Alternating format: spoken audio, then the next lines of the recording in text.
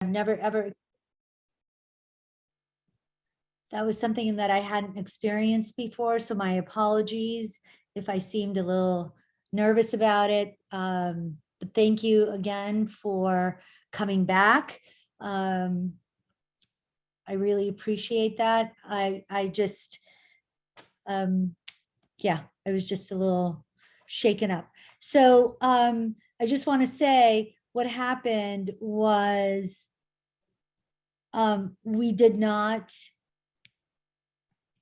dismiss anyone. We hadn't been in public comment yet. So it wasn't like we were in public comment and we decided not to hear what anyone, stakeholders for that matter, had to say for the duration of public comment. So I'm going to go ahead and restart the meeting.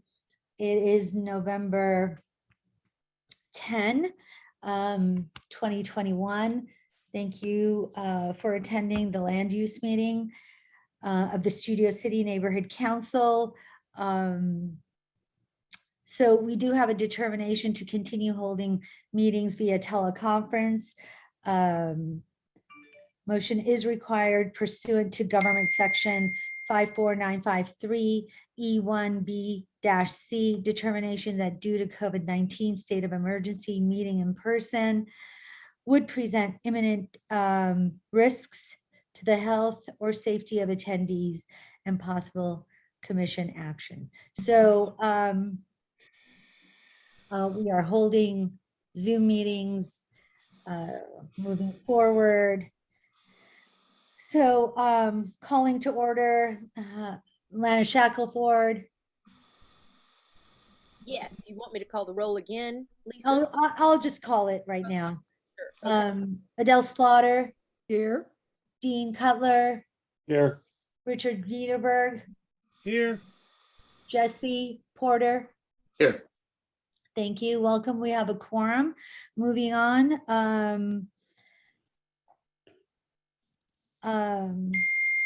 I did have an announcement in regard to Oil Can Harry's. So this has been adopted by the Cultural Heritage Commission on October 7, 2021. Oil Can Harry's quote is identified with important events of national, state, or local history, or exemplifies significant contributions to the broad cultural, economic, or social history of the nation, state, city, or community, as the location of one of the longest operating LGBTQ plus social gathering places in the San Fernando Valley. So there was a discussion of findings. Oil Can Harry's meets one of the historic cultural monument criteria. It, again, quote, is identified with important events of national, state, or local history, or exemplifies significant contributions to the broad cultural, economic, or social history of the nation, state, city, or community as the location of one of the longest operating LGBTQ plus social gathering places in the San Fernando Valley. So although most of the interior has been removed on the first level, the building footprint and interior volumes have remained the same since the opening of Oil Can Harry's. Alterations to the exterior, including the removal of the second floor turret and the enclosure of the porch on the front facade, occurred during the property's period of significance from 1968 to 2020. Therefore, the subject property retains sufficient integrity of location, setting, materials, design, feeling, and association to convey its significance. So I just wanted to pass that along. If anyone would like for me to send them this letter, please email me. I'm more than happy to email it to you. I just may put it on the land or Studio City Neighborhood Council website as well for everyone to see. Okay, so having said that, moving on to, I don't have any other announcements other than the redistricting of our council district 2 is being considered. So we are being split up between CD4 and CD2. Final decision doesn't come until December 1st. Please follow along with that. It's very important. I went ahead and filed a letter to the council file. All the links are available to you in the newsletter that was sent. I think it was yesterday or the day before, so you can find all the information there. Otherwise, email any one of us board members and we're happy to provide that for you.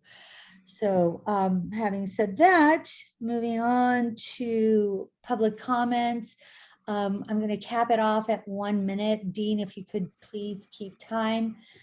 Should we have any disruption within the 10 to 15 second range, I do want to cut them off. So let's go ahead and raise your hands, please, if you have a public comment on non-agenda items within the committee's jurisdiction. Anyone? Okay, moving on to there will be no response as there were no comments, public comments. So number 6, presentation, discussion, and possible motion. Lisa, there is one caller, Okay. user 1, who wants to make a comment. Do you want me to unmute? I asked them to unmute. Caller user 1. Go ahead. Time is starting Hi, now. can you hear me? Yes, Yes. Hello? yes. Lisa, Avi, join us again. I as think that was Ruth. Yes, sounded Sounds like it. her. It looked like she got bumped off for some reason. I'm not sure why. I'm not touching anything. She probably hit the wrong numerical code Yeah. and bumped herself off. But if she comes back on, maybe we can give her a minute. Okay. Perfect. Let me check to see if she's back. Someone let me know when she's back. We'll take her after number 6, okay? Okay. Oh, there she might She's be back. Okay. There she goes. Ask her to unmute. I did. Everyone just relax. Hi. Okay? Yes. 1 minute Thank starting you. now. Hi. Hi. Thank you. This is Ruth, your roofless neighbor. Hi. I'm an unhoused Angelino. I live outside in public. I wanted to speak out against LAMC 4118. It's really horrible that anyone should not be able to sit or sleep or lie down in public. And I would really appreciate some support of other people seeing how insane that this became a law. Not being allowed to sit, sleep, or lay down in public should never, ever, ever be a law that is passed and enforced. So thank you. Please repeal 4118. Thank you. Thank you for your comment. Appreciate it. Anyone else? All right. Moving on to number 6, presentation, discussion, and possible motion. Kaffe Rouge, case number ZA-2021-8657-CUV, B rather, ENV-2021-8658-CE. A conditional use permit pursuant to the provisions of section 1224-W1 of the Los Angeles Municipal Code to allow the sale and dispensing of a full line of alcoholic beverages for on-site in-restaurant consumption with ancillary off the sale and dispensing. Hang on. Consumption and with ancillary off-site privileges with to-go food orders in conjunction with a 3,265 square foot restaurant with 54 seats, with 726 square feet of interior space and 1,251 square feet of covered patio dining area with hours of operation from 11 a.m. to 2 a.m. daily. Address is 11282 Ventura Boulevard, Studio City, California, 91604. Representing would be Avi Gandhi. Hi. Is 10 minutes sufficient, Lisa? I would say yes, 10 minutes, please.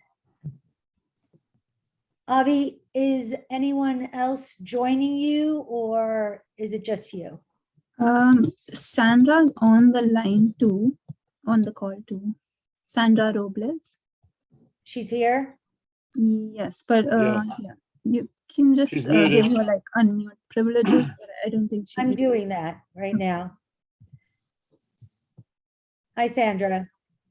Hi, good evening. Hi. Hi, how are you? Good, how are you? Good, thank you. Thank you for your patience. So do you want me to share your screen? Do you want to start off with your presentation? Yeah, I can do that.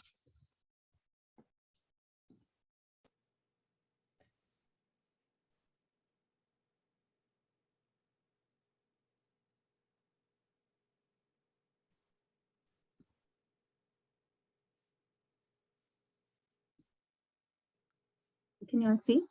Yeah, Okay, good. go ahead and start. Okay, sure. So yeah, I'm representing Kaffe Rouge in their pursuit of a conditional use permit. Kaffe Rouge, as you know, is located along Ventura Boulevard, and it's in the C21BL General Commercial Zone. The abutting lots, as well as the lots across Ventura Boulevard and across Eureka Drive, are also designated C2, and most of them are commercial uses. To the east, at the back, there are single-family residential uses, which are separated by the parking lot and an alleyway behind. The request, as you mentioned, is a conditional use permit to allow the sale and dispensing of a full line of alcoholic beverages for on-site consumption, and as well as ancillary off-site privileges with to-go food orders only in conjunction with the existing restaurant. The scope includes 726 square feet of interior space, 1251 square feet of covered patio dining with a total of 54 seats, and the hours of operation as well as alcohol sales will be from 11 a.m. to 2 a.m. daily. Subject site has been a restaurant use since 1998. The first conditional use permit was approved in 2003 for the sale of beer and wine for on-site consumption. The current applicants took over the operations in 2008 and have been operating since with a Type 41 beer and wine license. In 2013, another conditional use permit was granted for the continued sale of beer and wine. And the current request is to upgrade from a Type 41 beer and wine license to a Type 47 on-sale general license in order to expand beverage options for patrons. A few of Kaffe Rouge's food offerings include well-established dishes like flatbread pizzas, pastas, sandwiches, and steaks, to some more fusion dishes like meze plates, shakshuka, sashimi, and desserts like panna cotta and olive oil cakes. This is a floor plan.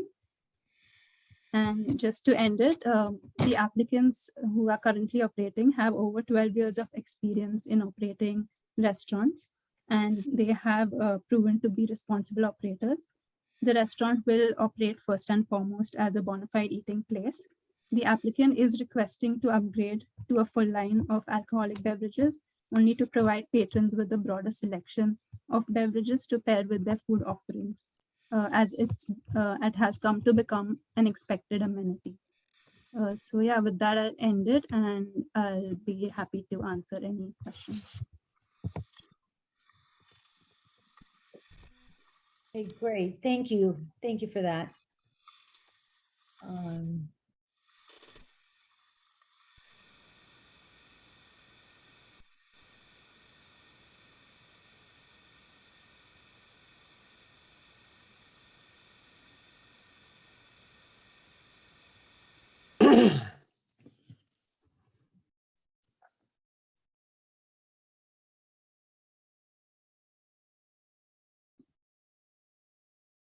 I'm trying to stop share. Okay. Can you bring your screen down? Thank you. Okay, thank you for that. Let's go ahead and turn to public comments. Go ahead and raise your hand if you would like to speak on the Kaffe Rouge item. Anyone? Okay. Avi and Sandra, this is going from a type 41 to a type 47, right? Right. See a hand up, Lisa? That's Ruth from before, I think. No. Let me go ahead and, Has it gone away? Okay, it's a telephone number of 561. I'm asking to unmute, so give me a second.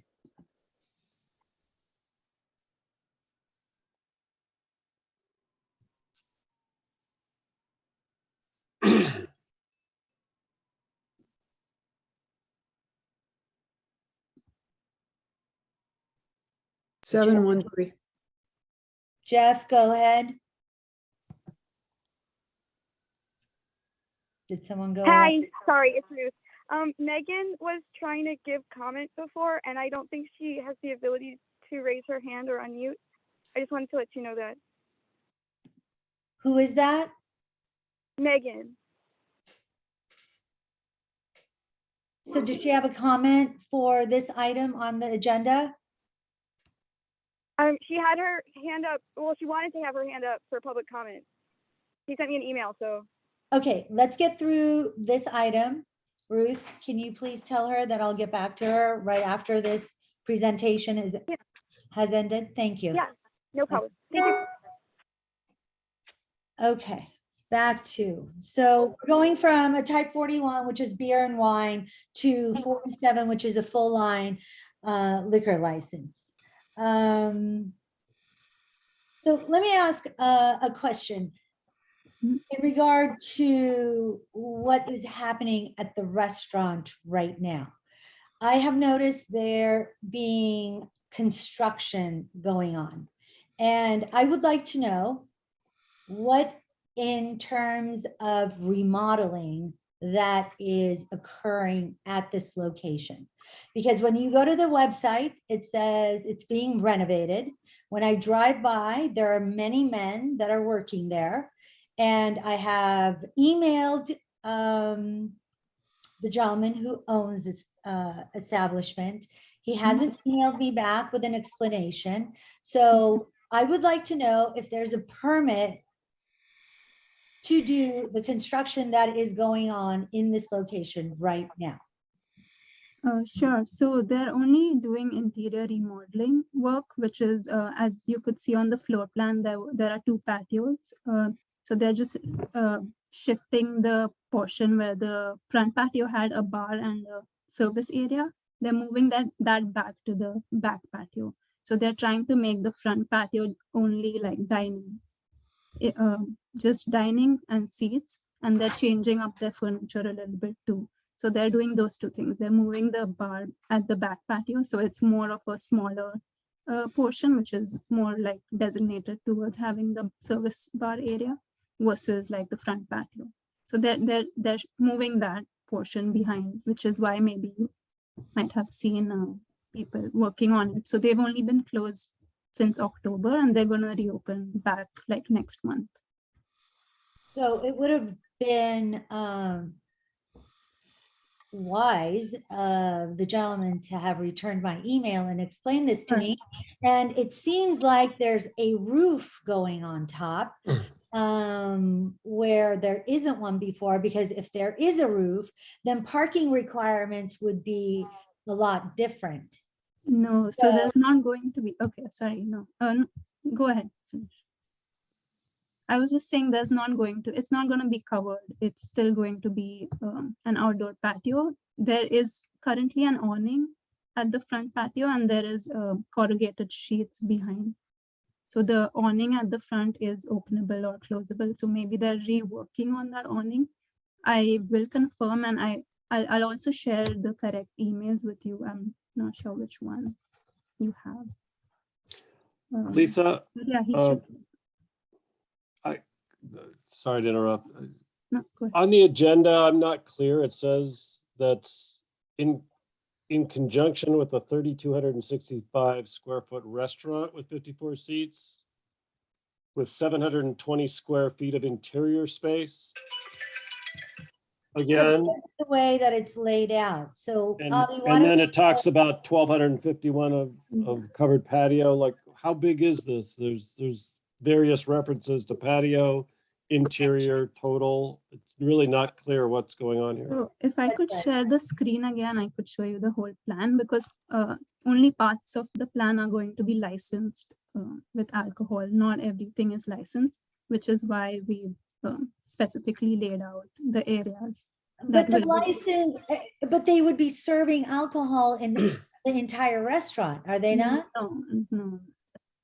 Correct. Only the licensed portions. So only the front two patios, and then the kitchen and the storage areas will also need to be licensed, because that's also where they'll be like taking it back or So bringing it out from. nowhere here does it mention that this is a hookah lounge. And that in is a fact, it is a hookah lounge, correct? It does have hookah, but that is a separate permit altogether. And the hookah and the alcohol spaces are not the same spaces. So where there's hookah, there's no alcohol, and vice versa. And where we would be licensing, there would be no hookah. That's why the back patios, which are not included in our permit, those are the only places where there will be hookah. Could we go back to the floor plan and see perhaps, Yeah, I'm or trying suggest to- that it be labeled what's happening where?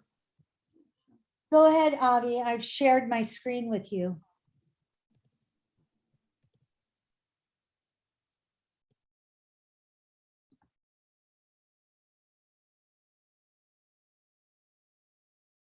Yeah, so those are the only portions that I've shown are the ones that will be licensed and where alcohol will be served. So the ones that say not a part of the request are not a part because that's not going to be where alcohol is going to be served. And these two patios will have hookah. So the parts that say, Not a part of the request. okay, that's gonna have hookah right there? The two rooms at the back. So this is the back, this is the front right here to the left of the screen? Yes, to the left of the screen is Ventura Boulevard. It's the front.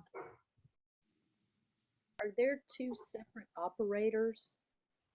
Right, No, then is the same owner and operator as the restaurant. right, it's the same owner and operator. There's three not a parts. What, the back two are hookah, and what is the smaller one? That's a preparation area. So but that's also not a part of alcohol preparations. That's a part of hookah preparation, which is why that's all going to be separate, completely separate and closed off to the restaurant or the alcohol service areas.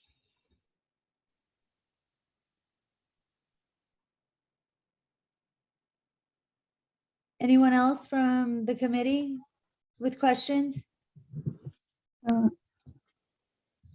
Richard?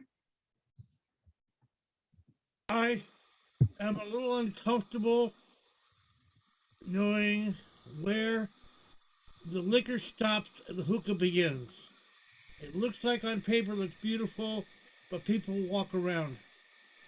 So I'm just trying to consider, is there some sort of firm barrier or what? So I'm very curious because when people are having beer and wine, do they not have it with their hookah? yeah, so it will not be served in these portions. Hookah will not be served in these portions. And that's But your- alcohol does get served where there is hookah. No, it's not licensed. We're not requesting it to be licensed. So And- right now, you're telling me that when this restaurant was open, when people were smoking hookah, they weren't drinking beer and wine? The permits were separate. Yes, because the current permit is also covers 801 square feet only, which I guess does not include the That's not areas where my hookah. question is, if people are smoking hookah, are they being served beer and wine? Even though the permit says no, is that happening in the restaurant? I do not have the specific knowledge of that. So why would they not go ahead and ask for the entire space to allow that? That's why I wanted to see if they were operating separate independent businesses, and maybe that was the reason why the hookah area was not gonna have a license for alcohol. It's the way the city requires it. They need two separate permits. You can't have food and hookah in the same That's right. area. Very true. Okay, anyone Can else? Can I ask, what, Yes, this says reference again back to my original question, in conjunction with a 3,265 square foot restaurant. Are we looking at 3,265 square feet here in total? Yeah, in total, yes.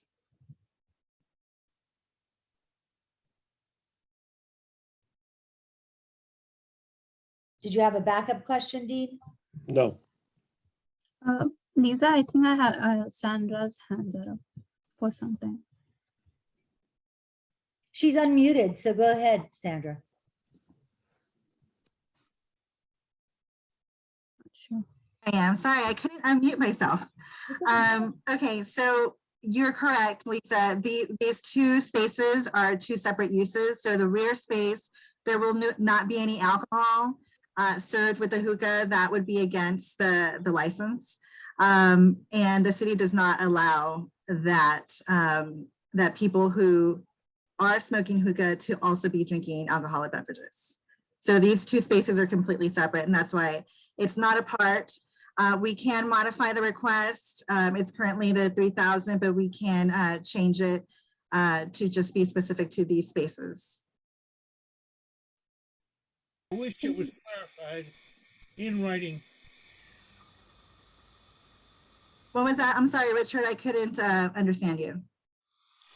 I wish there was some sort of distinction in writing in your maps, because it seems kind of like a fuzzy area where people can walk to the hookah area, to the bar, and back again. It seems to be kind of not under control.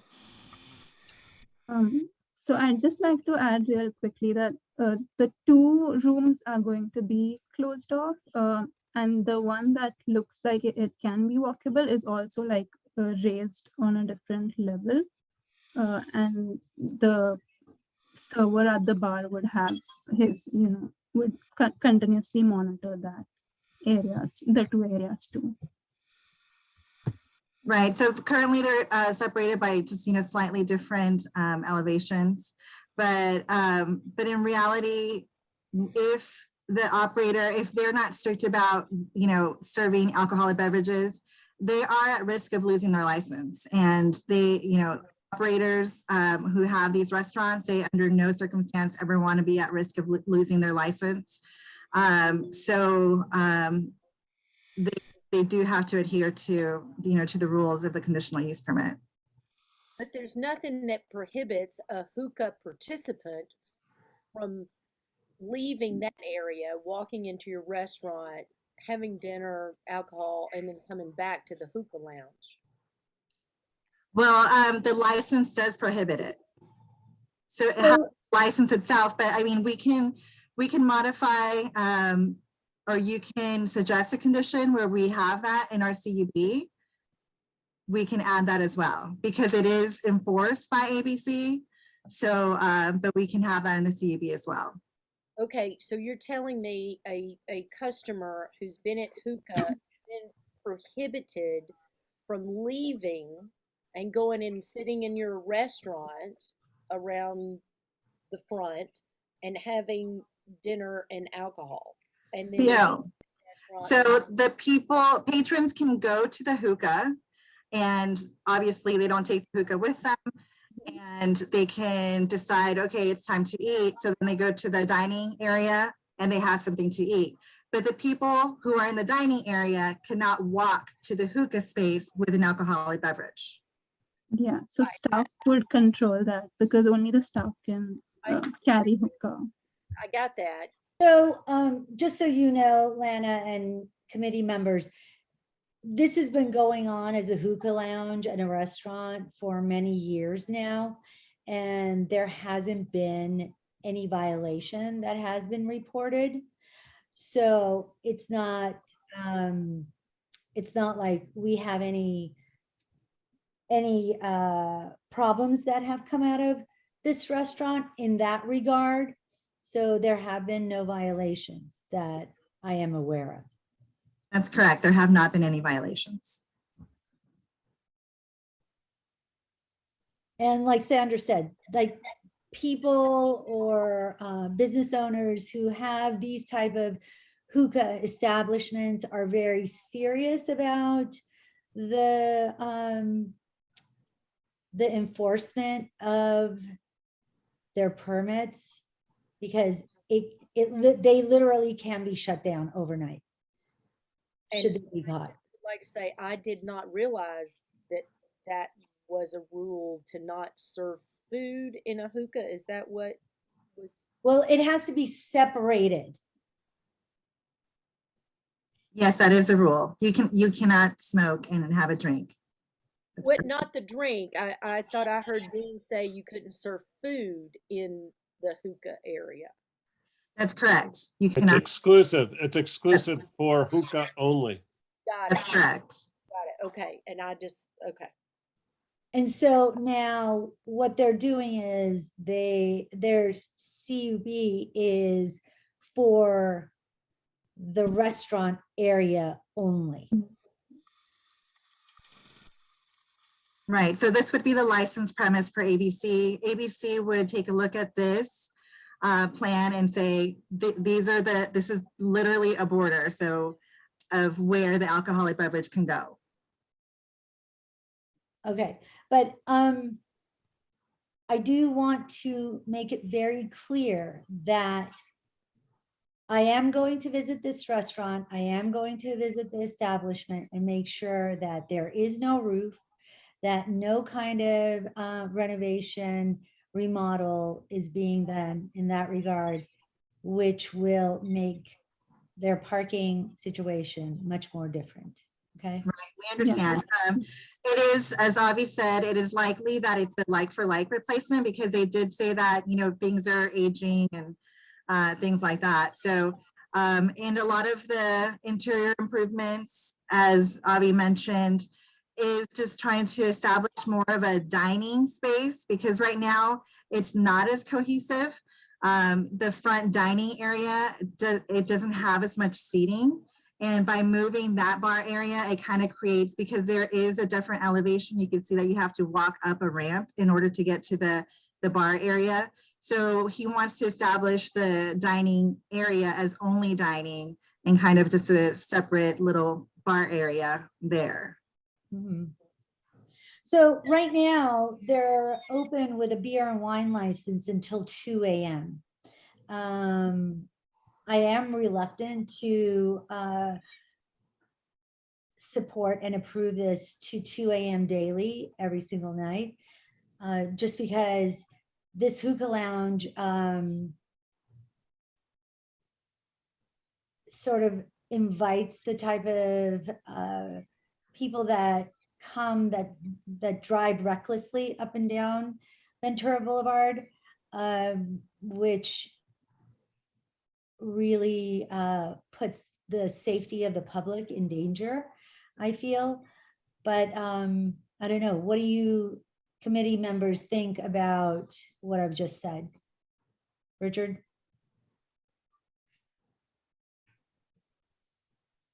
Looks like we mixed some mixture of both right outside the bathrooms.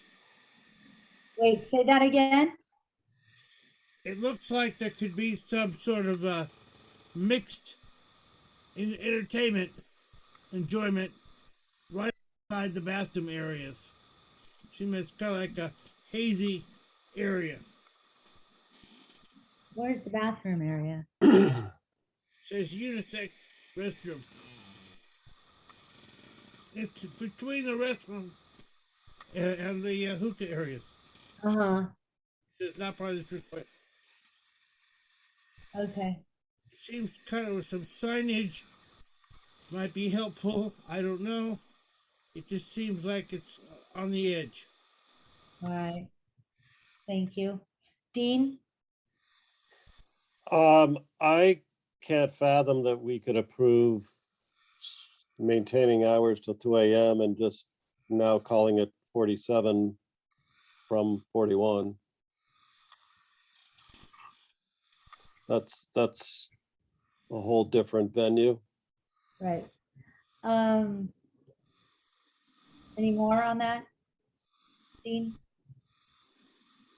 No, I think the hours, if it's gonna go any part of 47, hours have to be substantially reduced.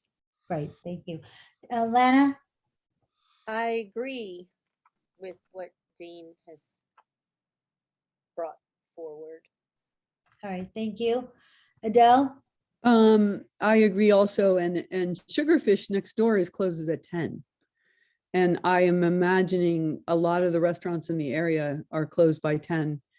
And so this restaurant has been open till 2 all this time? Am I correct? Yes. That is correct. The And- current entitlement allows. I'm not inclined to have a full alcohol bar till 2 AM. I think that's probably not a great idea for the neighborhood for a lot of reasons, for safety and, a lot of other reasons. Am I correct also in saying that the hookah lounges, at least in other countries, they don't allow food or alcohol because of their Muslim? It's a practice of the Muslim, because I just looked it up online and that's what they said. Is that Okay. I don't think being Muslim has anything to do. well, with I mean, because Muslim people don't tend to drink alcohol. It's like against. No, it's a city. Oh, this is a city thing? Yes, it's a city. They don't want hookah and alcohol together? Yes. It's considered smoking, basically, so there's no smoking going on. The patio has to be totally separate. Right. Got it. Jesse? Yeah, I mean, I'm generally in agreement with everything that's been said. It is sort of an awkward position to put a business owner in who's used to having a 41 license until 2, and then sort of approve some version of a 47 that doesn't go till 2. It makes it, it's hard to imagine someone being in a bar and saying, well, you can continue to have wine after midnight, but not gin or something. So I'm not sure how we thread that needle. That's my only sticking point vis-a-vis what's been said so far. Right. They used to do that all the time with the blue laws. Do you remember? There we go. Let's roll it back to that. All right. So let me just take a minute and Sandra, did you have any more on this? Yes, can you hear me? Because my screen just changed. Yes, we can hear you. I would like to add that the operator, has been there since 2013. And prior to this operations, there was a problematic establishment, and he has made it a point to work very closely with to reduce noise, to make sure that his employees follow. He's actually closed the rear side to make sure that noise doesn't emit to the neighbors. he's very, what's that word I'm looking for? Conscientious. Yes, exactly. Very conscientious. And he just wants to make sure that, you know, that continues. And like we said, it's currently until 2 a.m. He's a responsible operator. So there's really no reason to reduce his hours of operation right now. And he has demand for the 2 a.m. hours currently. So coming off of the pandemic, I guess the operations had been limited somewhat for a long time. So we haven't really felt any of those effects of that 2 a.m. audience or customer base that you would usually have. Do you see your customer base returning? They have returned, and he is currently, before he closed for the remodel, he was operating until 2 a.m.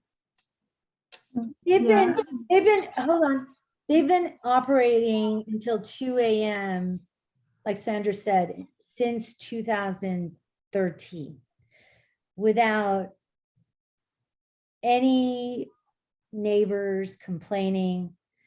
They are very respectful of the neighbors that are south of them. Right across the street from them is where the unknown supermarket is going to go. To the right of them is, on the east side of them is Stout Burger. That stays open until 11 or midnight. Sugarfish does close much earlier. They are the only hookah, eatery, beer and wine within, I guess the next one would be Fox and Hounds, which is the full bar. And then aside from that, there's really nothing else going on the east end, except for Gray Tavern. And residual. Residuals, yes, the residual stays open until 2 a.m. Is it full bar? with a full bar. Yeah, And how long have they had that license? since the 70s. Okay. Since the 1870s. Right, because I used to go there 1983, 84. I think it's safe to say that if we were presented with an application for a 47 till 2 a.m., we wouldn't be approving those hours. So we're kind of have a hybrid here of saying we're doing this great, no problems, and now we're going to tuck in a lot more Right. different kind of liquor. Thank you. Okay, so I'm going to move to motion, and I am going to basically recommend that the hours be as such, 11 a.m. to midnight, Sunday through Thursday, and 11 a.m. to 2 a.m. on Fridays and Saturdays, which coincides with the hours we approved for Mr. O's. So I will go ahead and put that on the table. I move that the Land Use Committee of the Studio City Neighborhood Council supports with conditions for the restaurant Kaffe Rouge, the conditional use permit pursuant to the provisions of section 1224-W.1 of the Los Angeles Municipal Code to allow the sale and dispensing of a full line of alcoholic beverages for an on-site in-restaurant consumption and with ancillary off-site privileges with to-go food orders in conjunction with a 3,265 square foot restaurant with 54 seats and with 726 square feet of interior space and 1,251 square feet of covered patio, dining area with hours of operation from 11 a.m.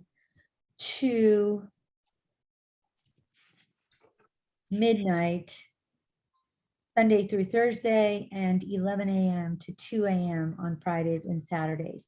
Case number ZA-2021-8657-CUB, ENV-2021-8658-CE. Let's go ahead and take a vote. I have one question. I'll Are we I second it. You need a second. And then we Great. can have Thank you. Thank a you. discussion. Yeah, Thank go you. ahead. Go okay. ahead, Dean. Discussion? Yeah. Are we amending, or did you include all of our other conditions that we typically attach? I will go ahead and send the set of conditions for restaurants so that they sign it. So I Okay. have a second. Let's go ahead and take a vote. Or is there further discussion first? Anybody else? No, you have to stop, okay, please? Okay. You have to do it. You have to do Robert's Rules of Orders. That's all. Question, Yes. are we saying anything one way or the other about the areas that says not included in this project? Are we commenting on that at all one way or the other? I'm not Okay. understanding what you're saying. The On it's the- say not included in the. On the map, it's not included in project. Are we not commenting on that at all? Or is it really treating it as a separate business? Yes, because the permit that they're applying for is only in the area that they're going to be serving food, which is the 3,200 or I believe it's less than that. The with total's 3,200. 54 seats. Yeah, that's the It's total. 1,251 square feet of patio, covered patio, dining area, right? It's Okay, the 726. And the square feet. 736, right? it just said not included in the project. I just want to see what our stand is. I'm not understanding. I think Richard's question is, can we get the part that is currently labeled not a part to be labeled what is happening in that part? So make an amendment to add the hookah lounge that's not, what was your label, Avi? Right now, it's not a part, but it's just a hookah. The And- room. But you had a label on your In your present. hookah license there, is that part of the permit that shows the plan that says hookah here?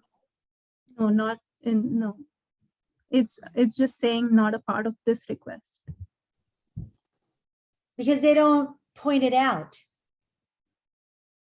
So where are you authorized to do hookah? On what map?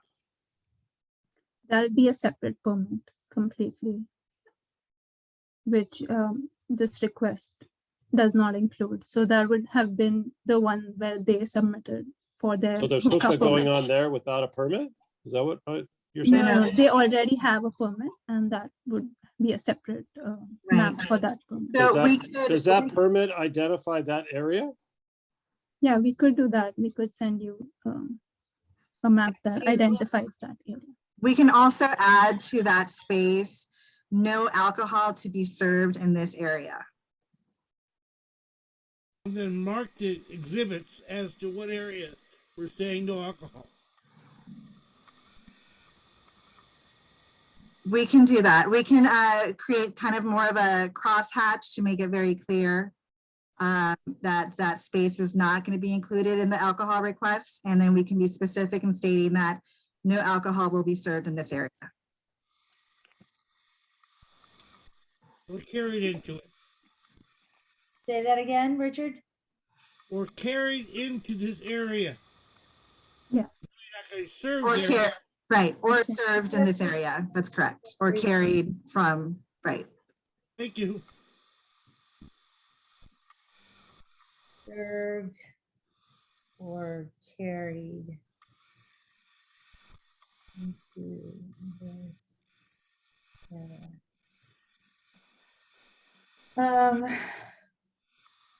Consume. Which square foot is it? Is it in this motion, Avi? Yes, so it is the 726 square feet, which is the dining portions, and we also always have to include the kitchen and prep areas. So that is the other So one. no Sorry. alcohol. The so no- 726 is that, and then the 1251 is the patio dining area. So no alcohol shall be served or carried into the portion of the restaurant that is 726 square feet. Or consumed. Carried, consumed, and served, consumed, or carried into.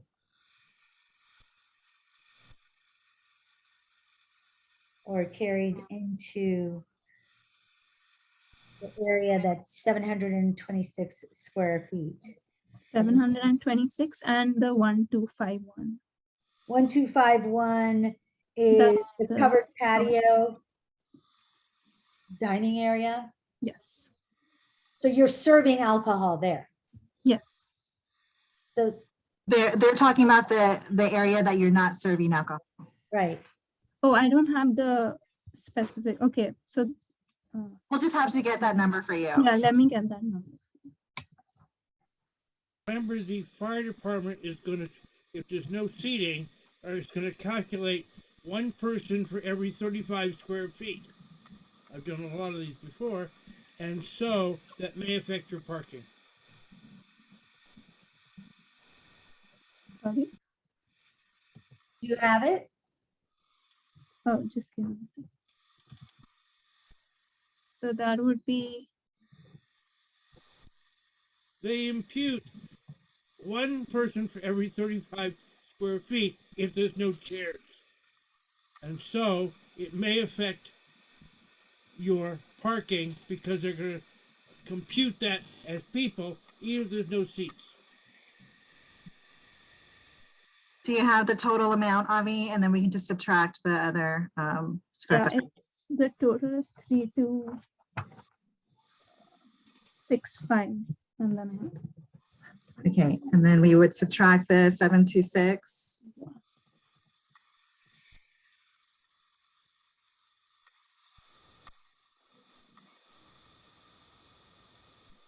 So I'm getting 1,288. Are you getting that?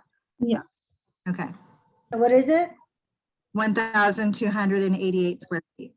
That's the hookah area. 1,288 square feet. Hookah. Okay, and I want to say something about the remodel, renovation, if there's a roof. Should there be any changes in that regard? That there needs to be changes in the parking and you will have to pay in lieu of and secure parking. I just want to make that clear for the record. yeah, it's not going to be covered, but That's clear. that's all I can say. Yeah. Which is the reference to the covered patio?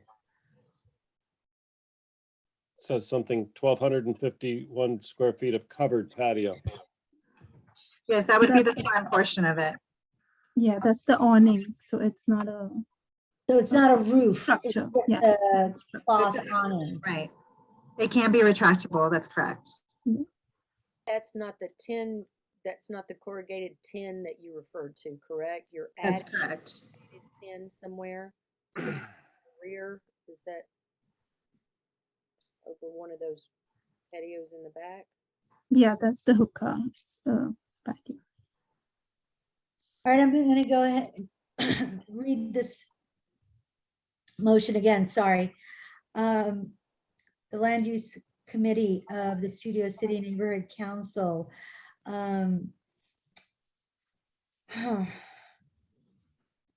supports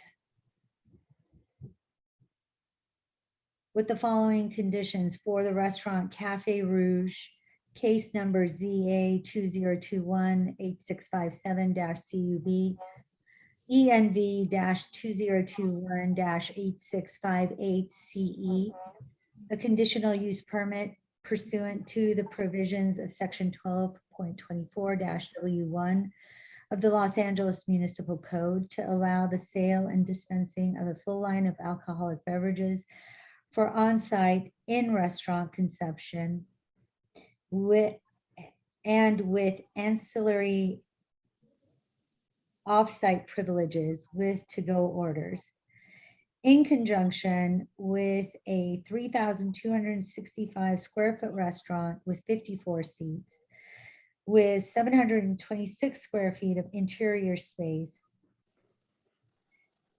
and 1,251 square feet of covered patio dining area.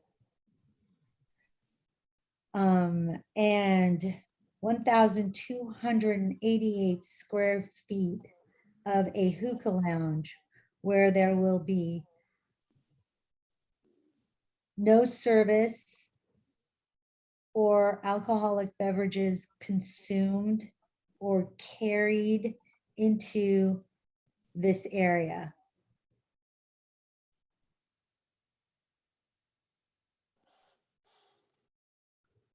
With hours of operation from 11 a.m. to midnight, Sunday through Thursday, and 11 a.m. to 2 a.m. on Fridays and Saturdays. Lisa, one friendly amendment, just before the word service might be more complete. Maybe if you wanted to add the word food service, since you then say and or alcohol. Food service. I accept your friendly amendment. Thank you. Do I have a second on this new? A second. Thank you, Adele. Call Let's- for a vote. Can we? Yes, that's where I'm going. Just helping you out there, Lisa. Thank you. I don't need it. Let's go in and take it to a vote, please. Jesse Porter, Yes. thank you. Adele Slaughter, Yes. Lana Shackelford, Yes. Richard Niederberg, Oh, Dean Cutler. Yes. Motion passes unanimously. Thank you. I'll go ahead and send the conditions over to you, and the Studio City Neighborhood Council meeting is next Wednesday. I suggest you be present should there be any questions. All right? Thank you. Thank you so much. Have a nice evening, everyone. Thank you. Good night. Thank you for your patience. Everyone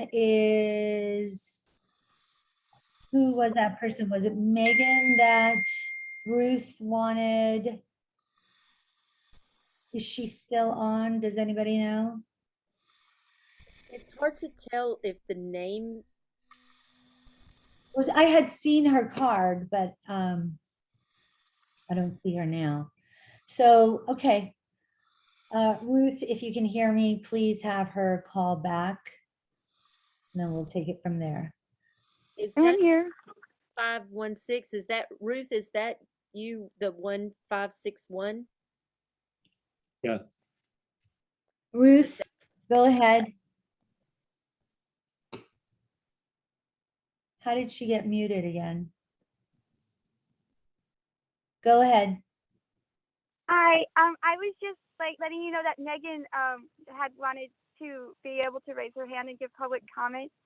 I'm not sure if she's still in the meeting though. We just were looking for her and we can't find her. So she must have Okay. dropped off. Okay. I think it was about the very high risk fire zones and about making a community impact statement. So that's it. Okay. Yeah, I'll let her know. Thank you. Thank you. If you, I think she was opposing it, and I think you guys were too. So Right. Ruth, are you still there? yes. All right.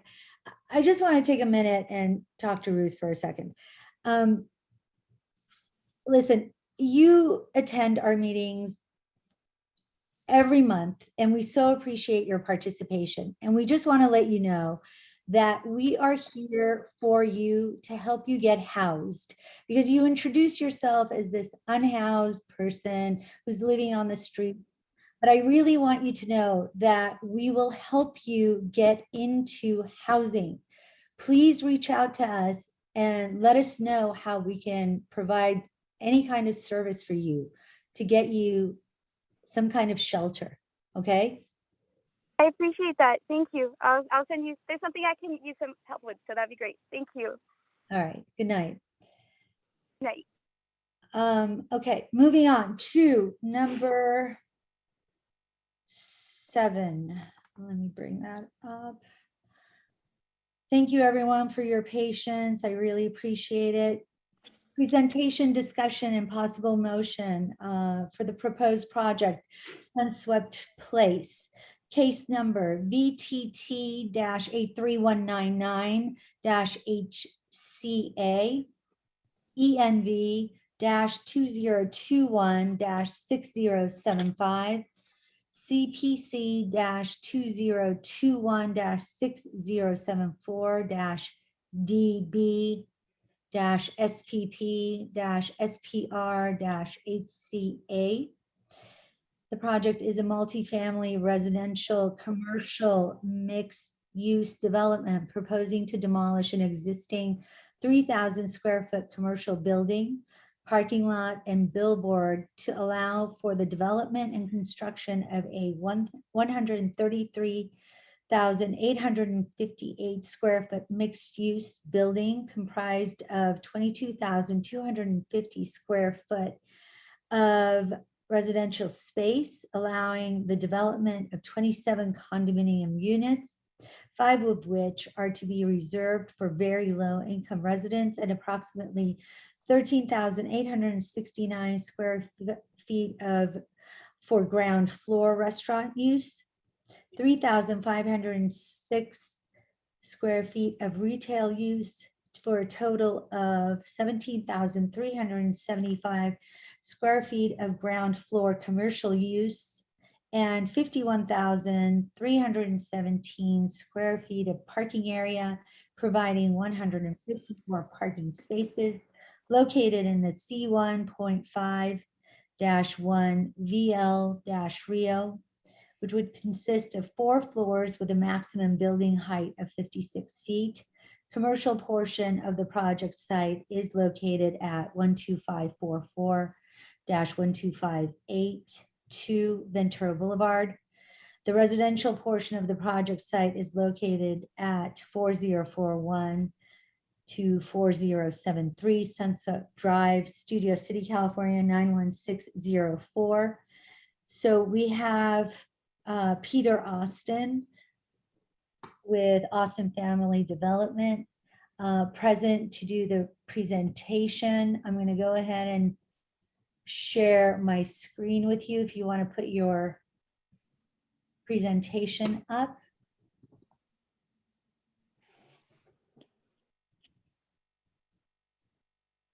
Hi there, can everybody see this screen? Yes. Good. So I'm going to take you through a little history here. This is the Hollywood Hills Country Club, circa 1925. The road down here is Coldwater Canyon. This is Ventura Boulevard going across here. Going down here is Fairway, and it's named Fairway because it's on the golf course. If you circle around here, follow along here, we're now on SUNSWEPT Drive. And if you come to there, that's where our project is. This road was built 1920, 1920, 1923, 1925. back in those days, they didn't have any geological engineers. When they built this road, they did not realize they were building on an ancient landslide. And that's our problem with this property right here, and it's going to take up some part of my conversation tonight. But this is where our project is. It goes from SUNSWEPT Drive down to Ventura Boulevard. It's mostly a hillside now. And I'm going to take you on to our second part of this. We have been working for several years with the grading department to figure out a way to mitigate the landslide conditions, the unsafe conditions that are on our hillside. We are the first that we are aware to provide permanent tiebacks as a solution from grading. They're only allowed where there's a severe landslide and earth instability problem. So they've approved us for it. And we also have a whole bunch of soldier piles, caissons, etc., that are spread out down through our hill. If you read this approved report from grading and from the grading department, you'll see landslide repeated a whole bunch of times in it. I'm going to take you to another slide that shows you the property we're looking at. This is Adi's house over here, and the property extends from here over to here. This is my house here. The commercial portion of this property is about from here all the way down to Ventura Boulevard, this portion in here. Now, if you look at this portion up by the bridge, the dirt where the bridge used to be was higher than the bridge. It was higher. It was 20 feet higher than the bridge. The dirt, about 40 vertical feet of it, has slid down the hill, and it will slide again because the surfaces, the slide surfaces, are well below this dirt that remains. This is all basically, I guess junk is the appropriate word. So we have to repair this. Our work will extend from about down this line all the way over here. And it'll extend all the way over here. This is all remediation, and we will have to grade that entire project. I want to show you now what we're talking about grading. This portion where the dotted line is where we have to grade. And listen, whether we build our building or not, this portion will have to be graded in order to mitigate the instability of the hillside. Even if we don't build the project, this is a dangerous situation.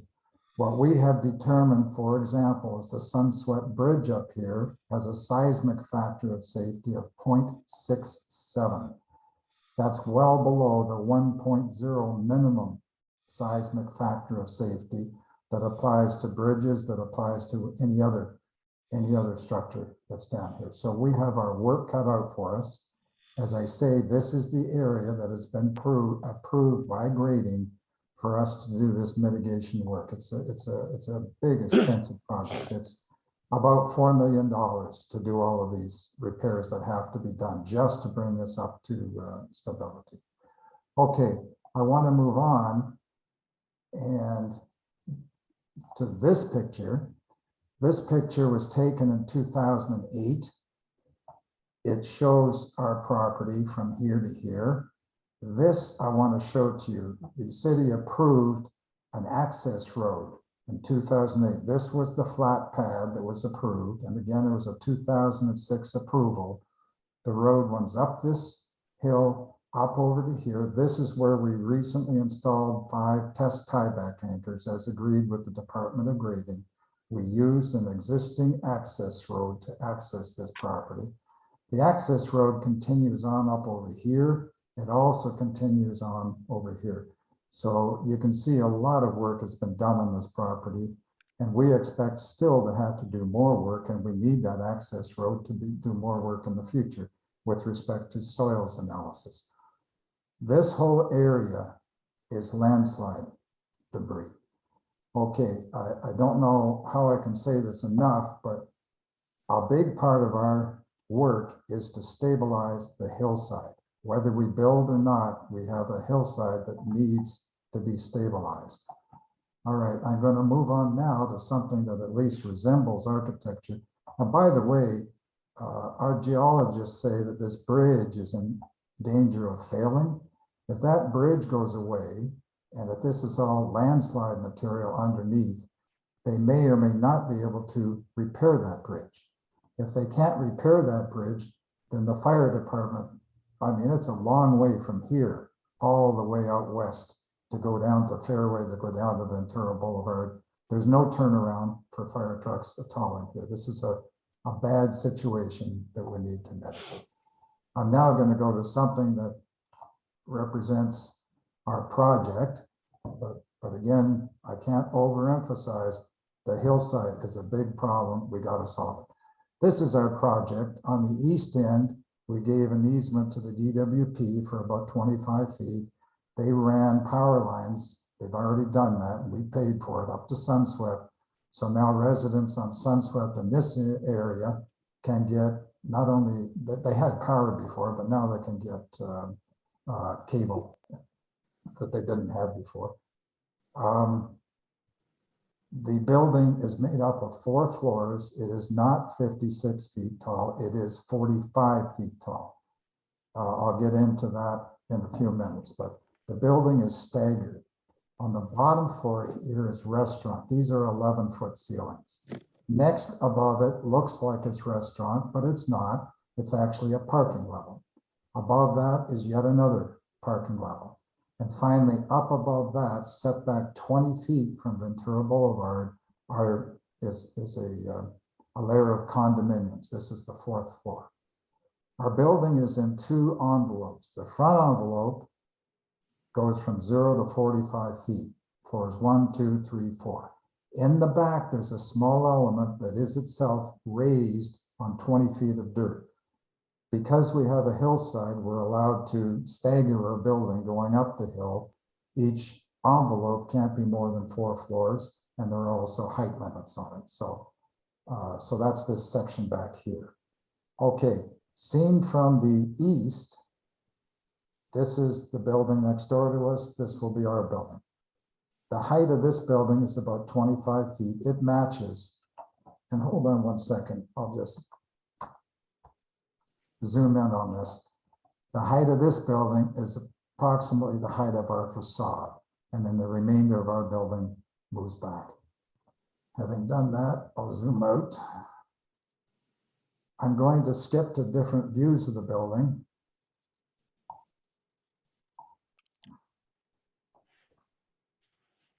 There we go. This is our general vicinity. We're across from Bed and Bath. This is our hillside. That entire red dotted area has to be graded in order for us to mitigate the problems with our hillside. We are removing this billboard. We are taking all of these power lines. We're putting them underground in Ventura Boulevard. That's a cost of $2.5 million. We've already paid close to $500,000 towards that. The DWP has agreed, Spectrum has agreed, and we're having issues with Crown approving it. We're just trying to chase them down and get them to approve it. It's proven a nightmare. The sidewalk that's here now is 5 feet wide. We are widening our road by 5 feet. So this line moves over to here, and then our sidewalk begins. It'll go 15 feet to the left. Okay. Skipping back, this is the underside of the bridge. As you can see, the foreground area is all burned. There's just a ton of fires on this. This is the fire trucks out there a year ago. This is some of the mess we have to clean up, and it's unfortunate, but we've been doing this for 25 years. We've been trying to clean up our hillside and keep it safe, not only for the people who are on the hillside, but also for the residents on SUNSWEPT and down below. This has been a major task, but it is what it is. It's the way life is now. I feel sorry for many people who are just forced to. I really wish we could find homes for them all. I think it's much safer than being on this hillside. This is a view from SUNSWEPT looking down on our building. Our building is well below the properties that are on SUNSWEPT, well below the properties on SUNSWEPT. This is what we have to do to our highly unstable hillside. Each one of these colored lines, first blue, then red, is called a permanent tieback anchor.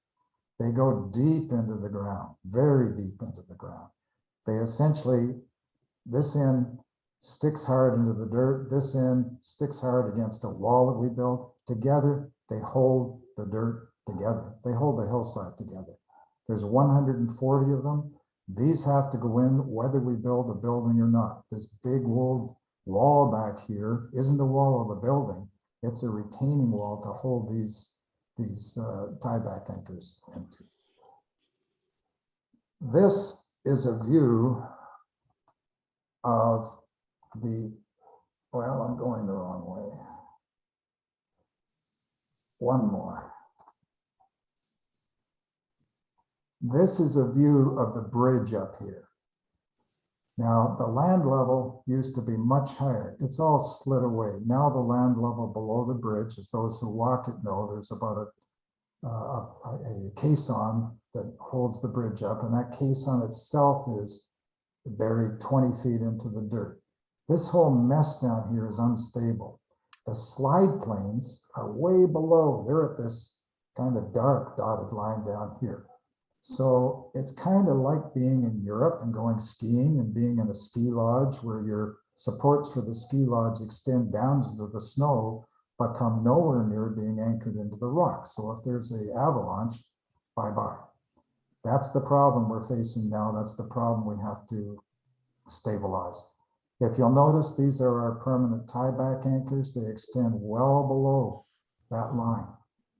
They extend, and they're very strong. There's 140 of them. They're down into solid rock. It's called unoxidized rock. And I guess that's an important thing to look at. Okay, enough on all of that. I'd like to just skip down now and show you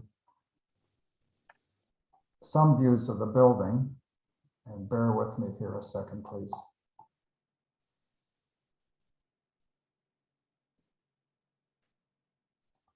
Come on.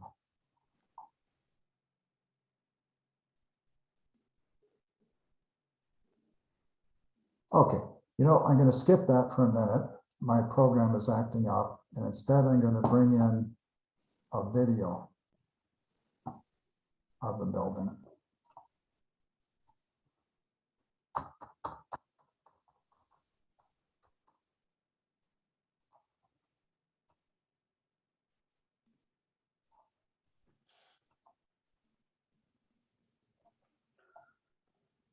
Peter, how many more minutes do you think you'll need? Because I'd like So to. 3 minutes? How many? 3? Okay, and then I want to move into public comment so that we can keep Right. the discussion going. Thank you. Great.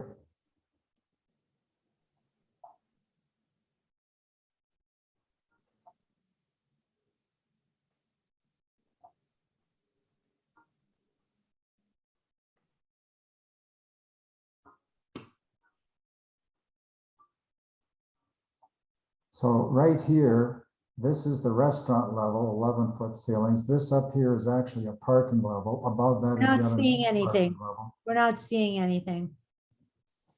You aren't. No.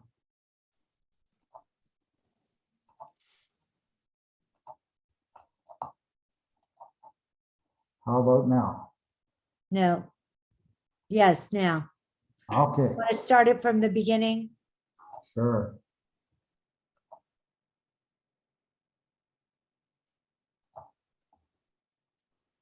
Here we go.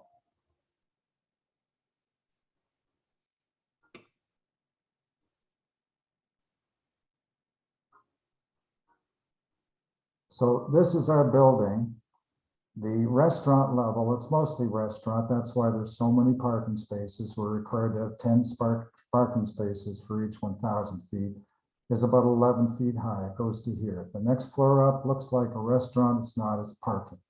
Next floor above that is parking. And finally on top, you have the 27 condominiums. And there is a small building in the rear.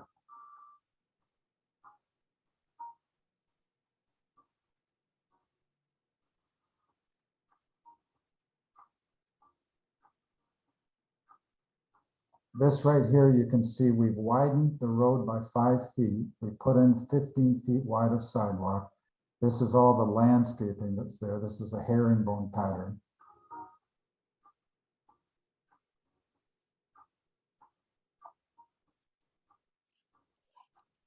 This is 25 feet to the top here. Somebody walking on here will not see anything above 25 feet. You have to be more towards the middle of the street to see any of the condominiums. This is one of 4 lobbies that we have. This is where we spent our money and all this stained glass on the art.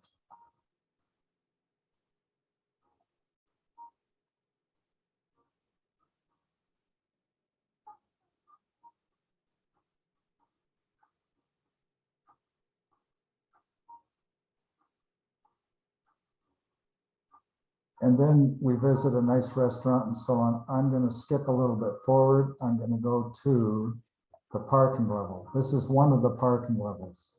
It'll look like this. This happens to be the second parking level, which is the 3rd floor of the building. And next, we're going to go up to the 4th level, which is the condominiums. There'll be a pool that faces Ventura Boulevard. On the right is this second small building that's set up about 50 feet away from Ventura Boulevard. It's on the, it's raised on dirt in the back section of the building. This rock wall is what holds this whole hillside together. It protects the bridge. There are buried in this rock wall about 140 of those permanent tiebacks, and they're self-monitoring. They report to a computer their own stability. They rarely fail. They're used all over the place.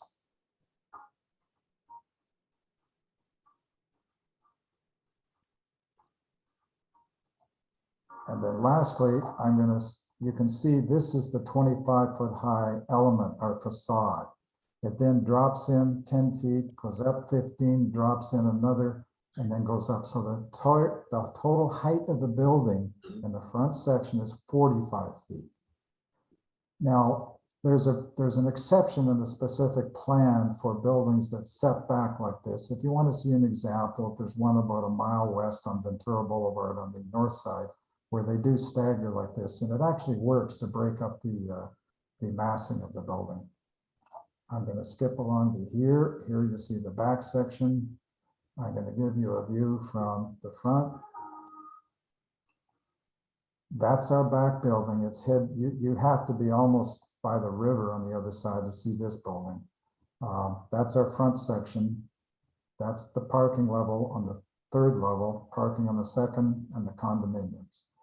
That's pretty much it. Where are you entering the parking area from? The parking area is far over on the right side. It's as far away from Whitsett as we could get to mitigate the traffic. So it's on the extreme right side of the building. You don't have a slide showing the driveway going into the building? Oh, we sure do. Matter of fact, Of it, Lisa, it was on the west. there it is right there. On the right side, that's parking.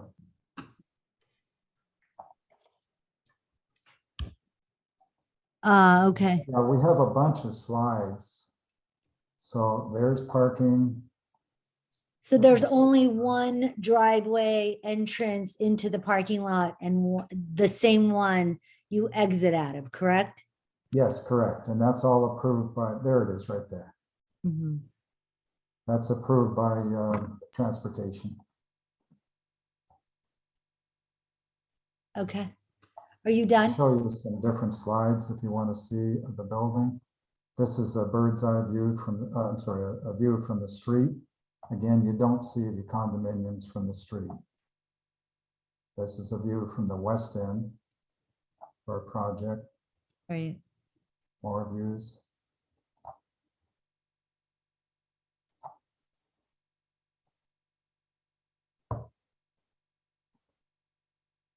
Okay. Questions? Yeah. Hold on a second. Sure. All right, go ahead and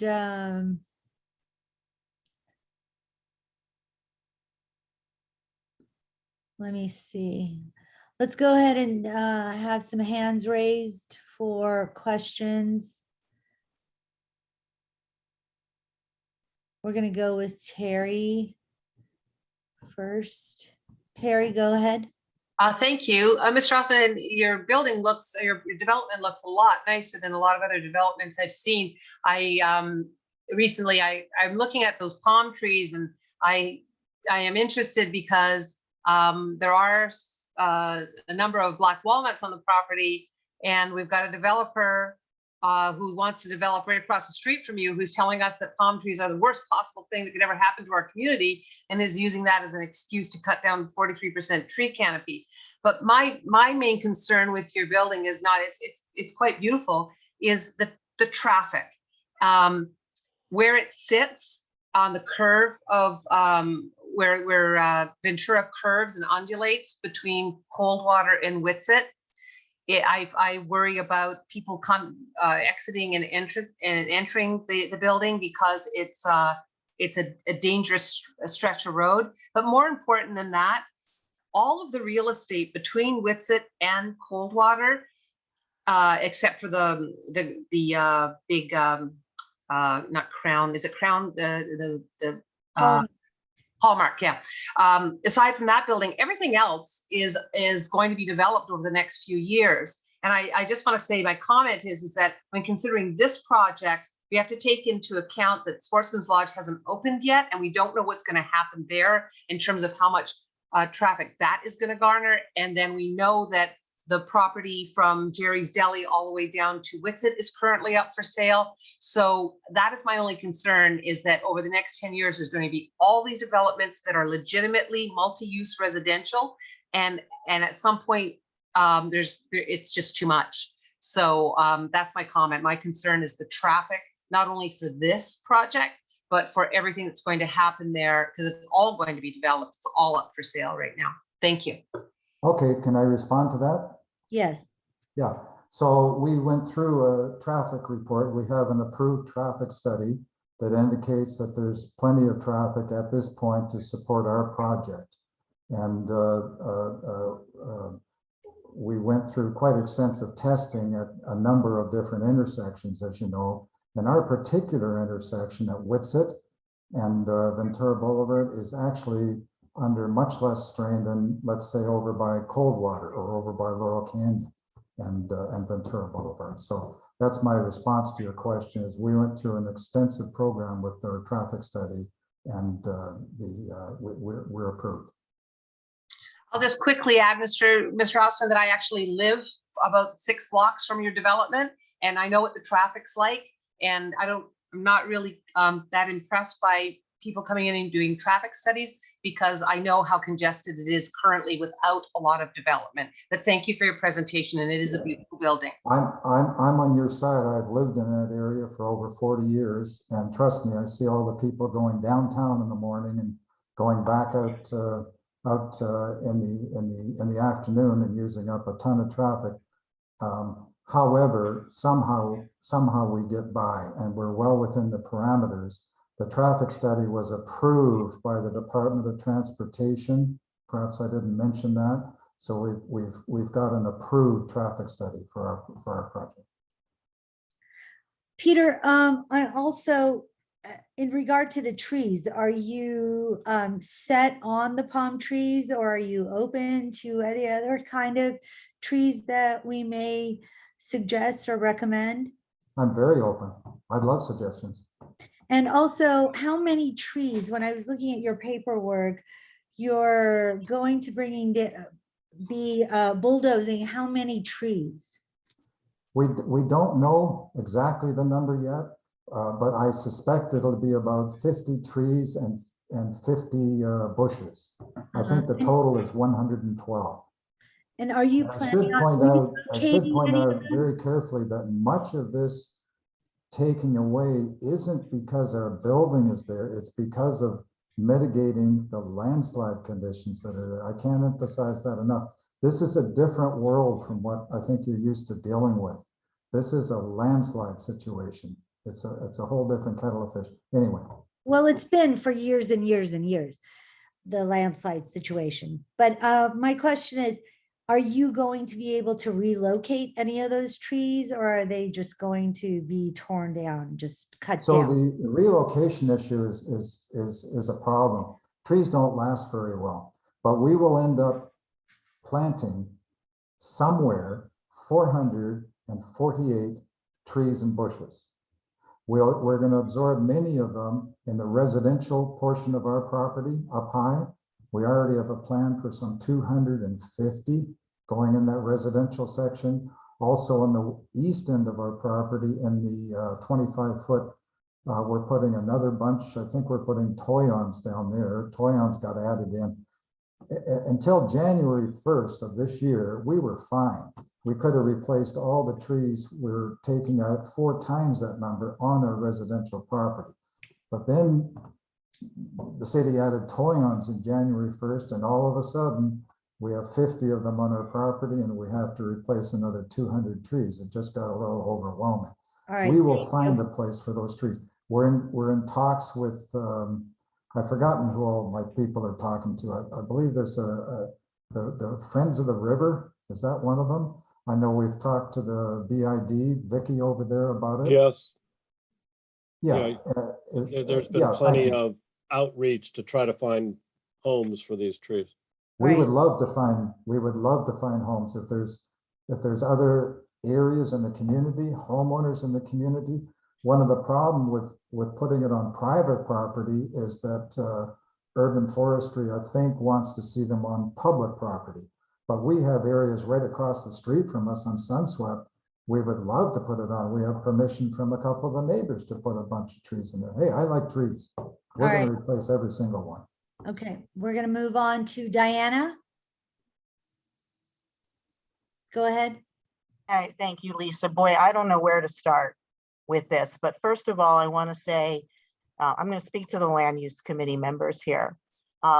First of all, this developer clearly does not know what he's talking about when he's talking about the native trees that are in this area that he's saying is an ancient landslide. I've been doing landscape ecological work in the eastern Santa Monica Mountains for decades. And I can tell you that almost every one of our hillside areas where we have homes is an ancient landslide. So I'd like to see the proof of the alleged instability here, but this is not an unusual situation. And the mitigation, this humongous rock wall that they're proposing for this is completely out of scale based on my experience in doing this work for many, many years in this area. From a geological perspective, I'd also like to correct the record. It's not dirt. These are living soils. It's called earth. And if you had any background in geology, you would know that. But I think that this is well beyond the purview of this committee to understand what the geological situation is here. And so this would not be something that the committee, I believe, could chime in on at this time. As far as the trees, relocating the trees, the city has a very specific process for that. You can't just be going out willy-nilly and saying, can I put this in your backyard or that backyard? And the state has a very specific process. And there's trustee agencies in the state that have this jurisdiction that says this is what you do. There's an environmental review process. All of that has to happen. And all of those trustee agencies need to be notified, and they provide the recommendations, not a land use committee, not the public. 1 minute more. So I'm going to, again, say to the committee here that this is something that's a very massive, big project that impacts a very sensitive environmental resource. And these trustee agencies need to be consulted before anything more happens here. Yes, of course. Yeah, can I respond to that? May I respond to that? No. There's no response. no. So yes, we are in Unnecessary. contact. No, with Peter, them no, closely. Peter, no. We're not gonna do that now. We're not gonna go back and forth. Okay. Good enough. Just because I have too many hands up, I'd like to move through it all. Thank you, Diana. Peter Cole? Hi. Hi. I'll try to be as brief as possible. As far as the design, I'll be as kind as possible. Not my cup of tea. I'll leave it at that. And I think that stating that traffic studies were done and approved is not really, I don't know how to even say it. It may be approved, but it's not what's best for Studio City. Just between Harvard Westlake's mowing down of the golf course and what Sportsman's is proposing, that's over 2,000 new parking spots. And none of these projects are looked at in aggregate for the amount of traffic that they're going to bring to the neighborhood. And I think that's what this committee should focus on with the city and see if there's any way to force the issue to look at all these projects in aggregate. And that's really my big issue with all this. Thank you. Thank you. Kira Durbin, go ahead. Hi, thanks, Lisa. In the agenda, it speaks about condominiums, which will be reserved for affordable. I'm a little bit confused by that. Usually when we talk about affordable units, those are going to be leases that are under a certain, usually it's like 55 years or something. And I'm not a realtor, but I guess I usually think of the word condominium as something that someone owns. So is the developer saying that he's going to sell condominiums to low-income people? Thank you. Thank you. I believe that has, Right, do I respond to that or no? Hang on. Lisa, I think that has been a standard in some of the other condominiums that have been built, that they provide affordable housing. Right, Question is leasing versus selling, I believe. right. So the 5 affordable units are for lease, they're for rent, they are not for sale. Right. Addie, go ahead. Yes, good evening, everyone. Peter, I'm really concerned that the neighbor right next to the property. Hang on. Addie, we're Yes. having a hard time understanding you. You're muffled. I am saying that as a next door neighbor to the property, I'm concerned with, first of all, the stability of all of the work that will be done and how it will affect my property, possibly with some land moving around. That's number one. Number two, I'd like to know if there will be any access from SUNSWEPT to the property that is being built. And number three, how will it be viewed from SUNSWEPT? Will it obstruct any of our view? That's really important. I'd like to have a clear picture on that. Go ahead and answer that, Peter. Yeah, so 3 questions, Adi. First of all, as far as your property is concerned, we've carved out an area that we're not coming on the west side, where we aren't coming anywhere near your property. We've managed to clear that off, and we will make sure that you are happy with our process and construction. We'll be working with you fairly closely on that. Secondly, as far as access to SUNSWEPT from our project, absolutely not. There won't be any access. In fact, we will have our security patrol patrolling the hillside down below SUNSWEPT, between that and our building, on a 24/7 basis. So there will be no access to SUNSWEPT from our project, either vehicular or people walking. So there will not be access from the SUNSWEPT address that I have in the motion on the agenda to the condominiums themselves, the residential portion of the building? That's correct. So that is not, And to your third question, Adi, was you won't see it. I showed a slide earlier that shows you'll be actually looking down on this building. Yes, I did see it. Yeah. Well, thank you. Yeah, So you said that you're not going up 56 feet. So from Ventura Boulevard on up, your highest point is going to be 45 feet? yeah. So there's a front envelope, and then as you go up the building, up the hillside, we are allowed to raise a second portion of the building on dirt, set about 60 feet back from Ventura Boulevard. It's up in the air about 20 feet, and that also goes up 4 floors. The front piece, using this exception that's in the specific plan, we're allowed to build up to 45 feet, which becomes 56 feet when you add on the 11 feet of affordable housing. We're not doing that. We're capping our building at 45 feet. On the rear portion, there's also a 45-foot limit, but remember, it's set back and raised up the Correct. hill. So Right. I don't know if that makes sense, but I'm trying to. Yes. I have, if you want to look, I can show you elevations from the side of how this will look, but Why don't you go ahead and bring it up? But I'm Would going be to move about on 55 to, feet then, right? And all the way into the back from Ventura. Adi, say that again? elevations. So if we count all the way from Ventura, including the back portion, it will be about 55 feet high. Is But- that correct? But you don't do that. See how it goes is, it goes from Ventura Boulevard to a certain height, which he's saying is 45 feet. Then when he gets into the hillside, depending on where he starts on the hill, then he can go up to a certain portion. Staggered, the setback and staggered. Yeah. Mhm. Here's sense? here's an example. If you're looking at part of our building, this is our front portion. This is 25 feet high. Then you're set back, and then it raises up, so it's up to 45 feet. This is 45 feet.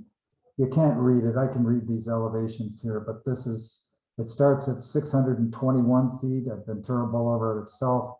And that's, if we add on 45 feet, we get like 656, which is what this is in there. I'll try and, oh, here I go. Let's see if this doesn't wreck everything. Okay, let me go over to the right. That's about the line of the, yeah, 666. So 621 plus 45 is 666. So our building is 45 feet high in Ventura Boulevard. Peter, would you happen to know how many feet high is the bridge above Ventura? Yeah, it's 720 to 730. And now, just so I'm not 720 to misleading you, our 730. rear building, our rear portion goes up higher. Let me see if I can find a slide. No, maybe you didn't understand. How higher is SUNSWEPT from Ventura? Is it 100 feet above?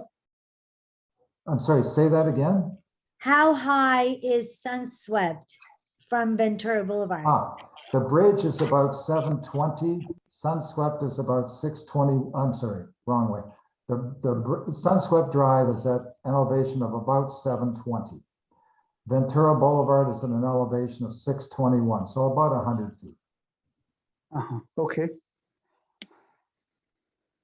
All right, Peter, I'm gonna move to another stakeholder, Martha Bissell.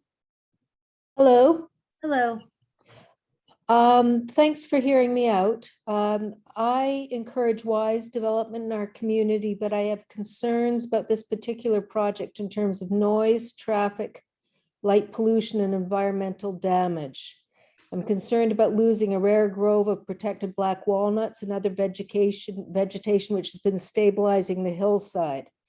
I'm concerned about the developer's plans for SUNSWEPT Bridge, which the city built to code just over 20 years ago.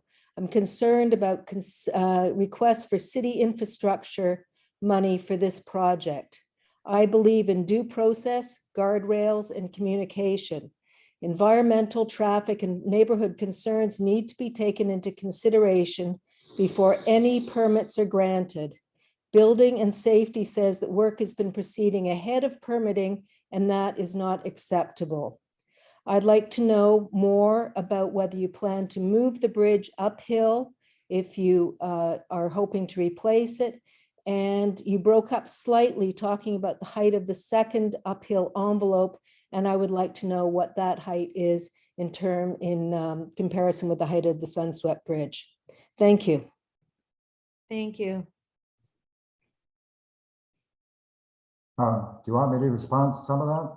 Yes, you should, because she's emailed several times. She's very concerned, as are all the stakeholders present. So you have to be as honest as you possibly can. Did Yeah, you and proceed? I'm very thankful to many of the residents on SUNSWEPT Drive who have actually privately thanked me for doing the work we recently did. That road is permitted, and that road was permitted, the access road was permitted by Department of Building and Safety, and the inspector who someone had called anonymously to come over and inspect our property now agrees that that road was permitted. So that's a done deal. The grading department had said initially we did not need a permit because we're just scraping a portion of a rock wall to put in our tieback anchors.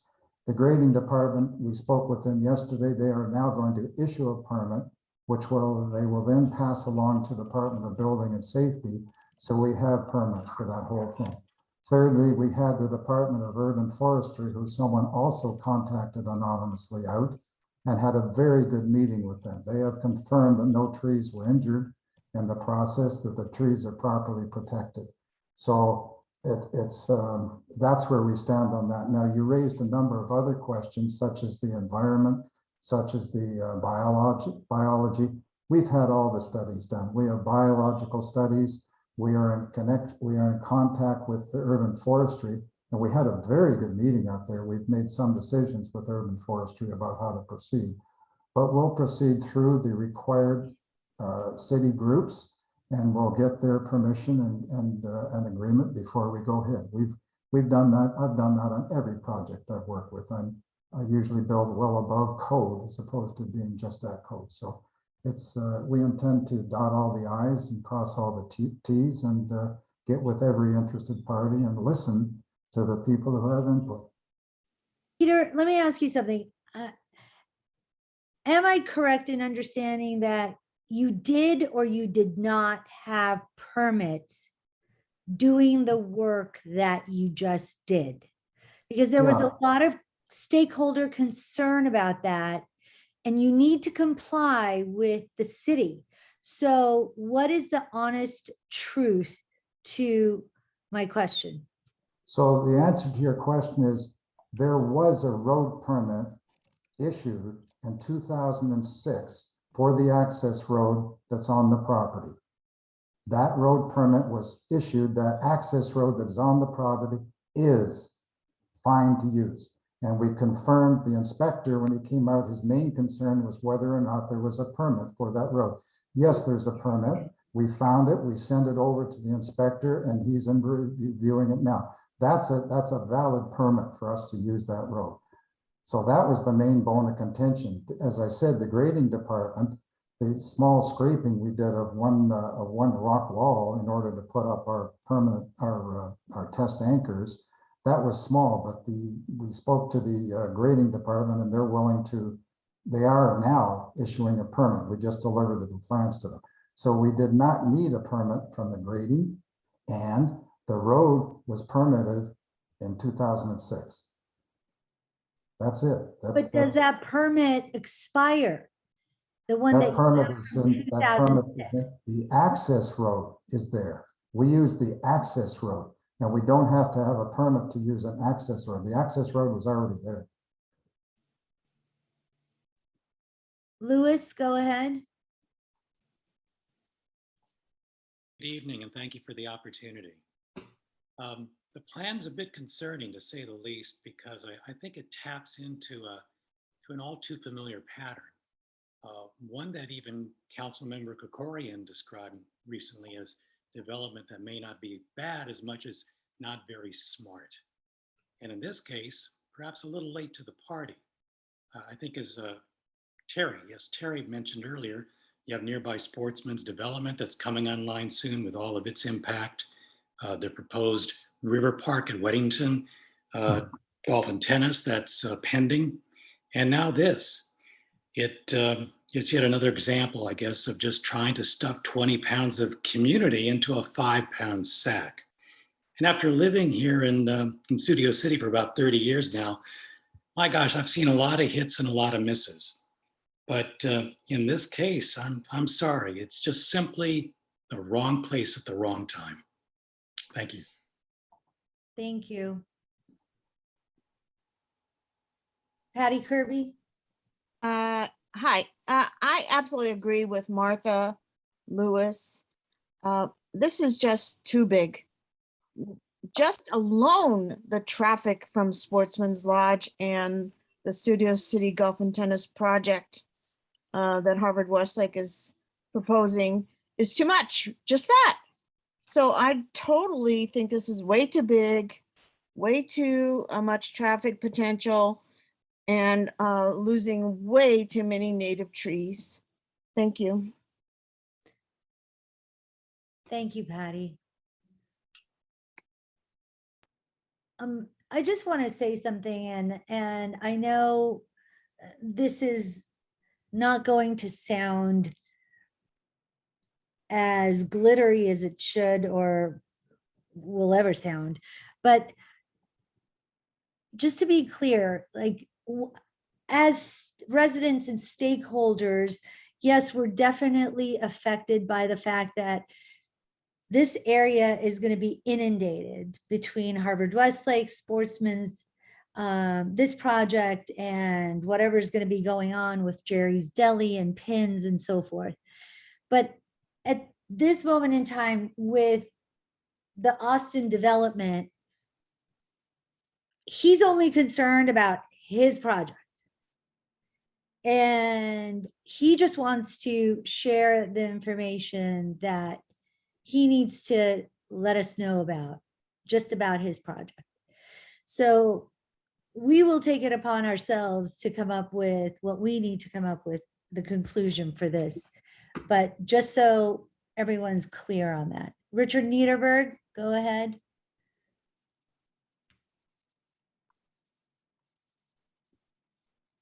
Richard? Hey, yeah, I was looking at the project. It doesn't seem so remarkable. I'm wondering, is any part of it lead silver, lead gold, or anything else that makes it distinctive?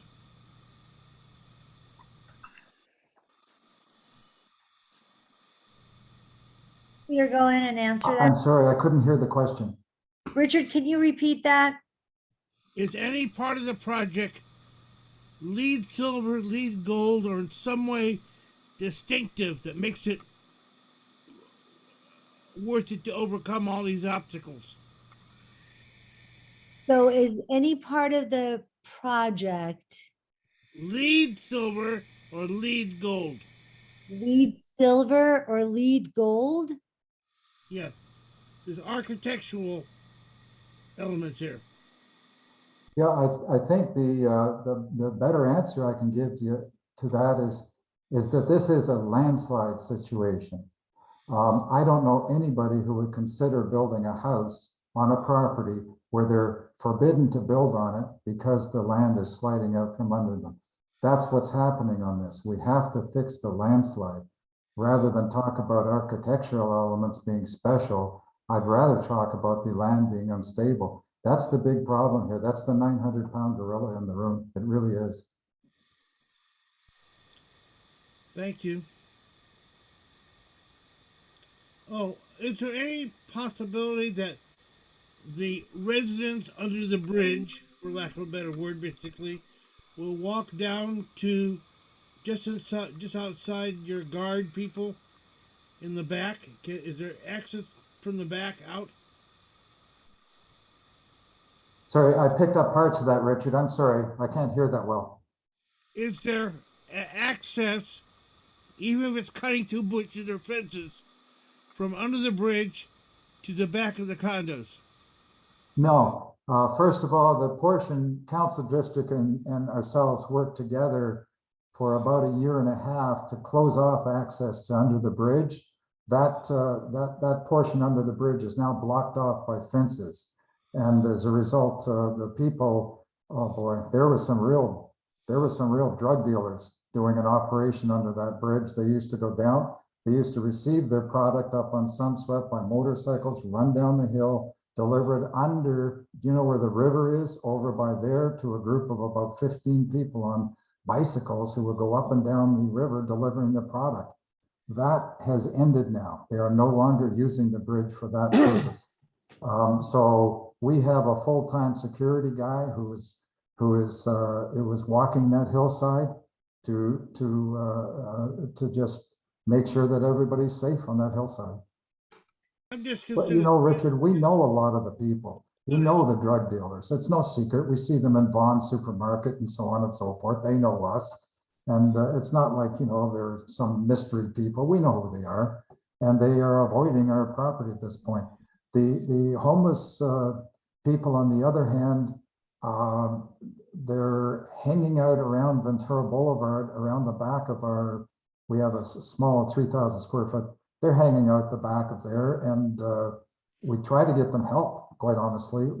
Now the BID has a gentleman named Stephen who circulates up and down on that neat little bicycle, and he's helpful too. My guy Scott is very helpful with the homeless. We're all trying to help, right? It's a problem. Being up there on that hillside is not a safe situation. It never was so many fires were set up there. I mean, just. We need to move on. Thank you. Caller ending in 713. Go ahead. Hi, this is Ruth. Hi. Thank you. Hi, I am one of the homeless people in Studio City. Oh, There's 211 of us. There were 107 the year before. There were 39 the year before that. There were 78 the year before that, and 71 the year before that. I know the people that live under the bridge. Some of the things you're saying are true. Some of them aren't. But some of them are. Some of them are not. I just hate seeing displacement happen with development. I'm not anti-development, but you could say I'm anti-displacement. I see the trees being displaced and the people. And I think that it's awesome that there's low income units planned. I would love to hear more about that and hear like promises instead of like, well, we think this or well, we think that. Like, I'd like to hear, you know, how are they going to be managed through the city's housing department or through the coordinated entry system, what the rent is going to be, how many. Also, yeah, I mean, I feel like it's a Mulholland Dam or St. Francis Dam situation with the landslide thing. But I would love to be convinced otherwise. And I would like to see something that protects people who are maybe trying to get in those low-income units in the meantime. Thank you. Yeah. Thank you. If I can answer a little bit of that. Sure. Just, Ruth, I'm really glad to hear from you.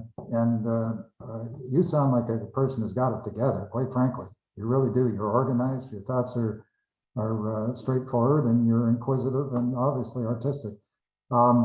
Gee, I wish people said that about me. Ha, my kids say, whatever. Anyway, our 5 low-income units, I didn't have to put in 5. I only had to put in 2. I chose to put in 5. They are chosen at random from the 27 units we have. They're quite nice units. And my hope is that, and actually I'd like to ask your advice. There are different categories we can make it available to. One category is low-income students. Another category is vets. There are other categories. Do you have a preference? Thanks for asking. Awesome. Well, the ones like, I know they're planning some at the Sportsman. The coordinated entry system is the city's main intake for people that would be matched to those sort of things when they became available. It's supposed to organize people based on their need or their vulnerability and give them to people in that order instead of any other orders to like make sure that the people who need it the most get it. And so that would be, I think, through LASA, or vouchers might also go through the HACLA department, the housing department of LA.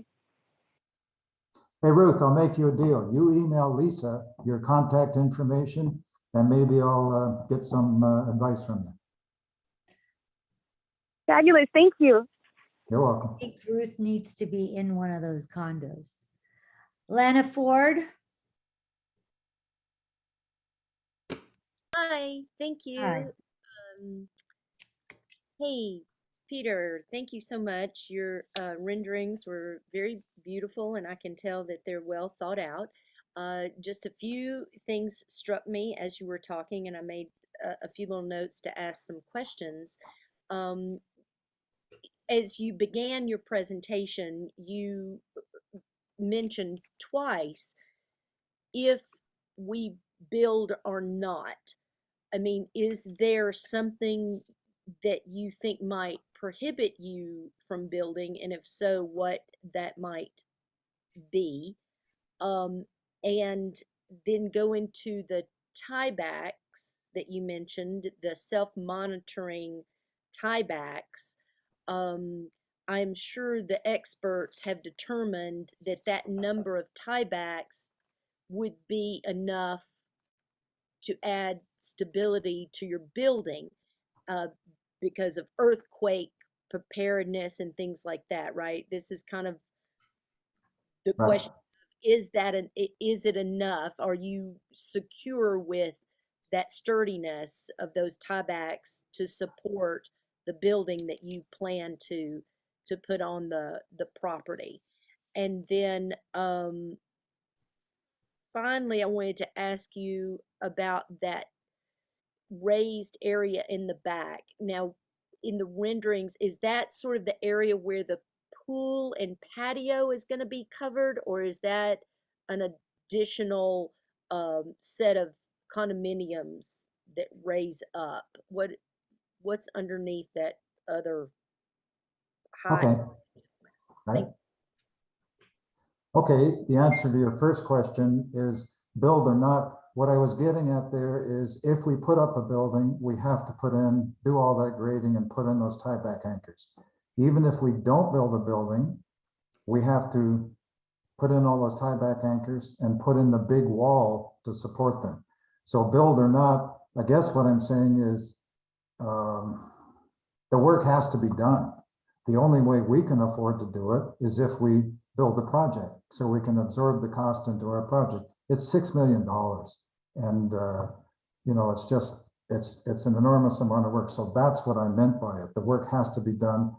To answer your second question, when we do tieback anchors, we try to be conservative. It's always better to be conservative.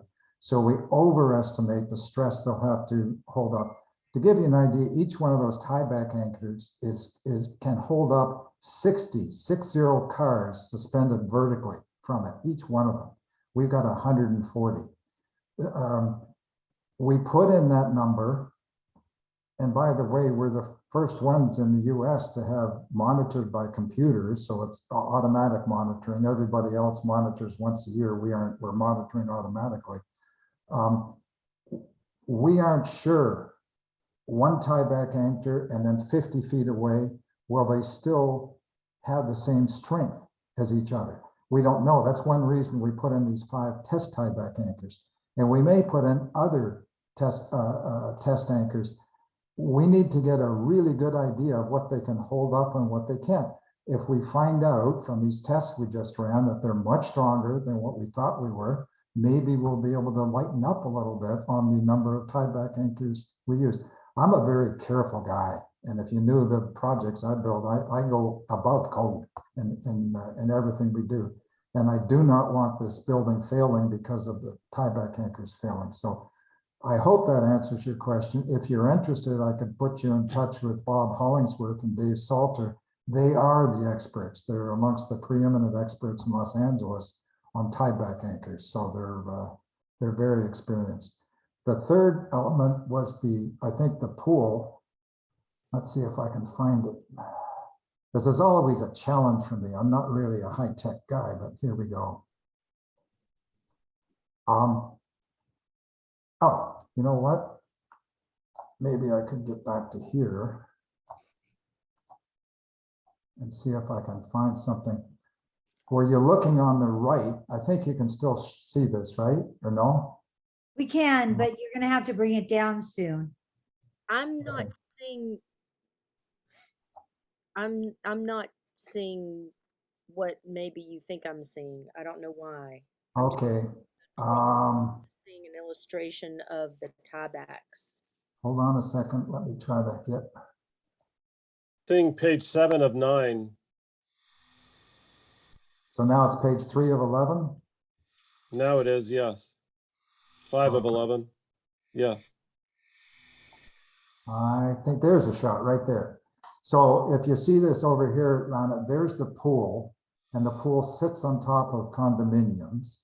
And then to the right of that is this raised building in the rear. These are condominiums over here too. Okay, great. That was Okay, good. that was my question. What the Sorry, I should have made that clear earlier. that would just be maybe about 4. Is that what that represents? That raised area?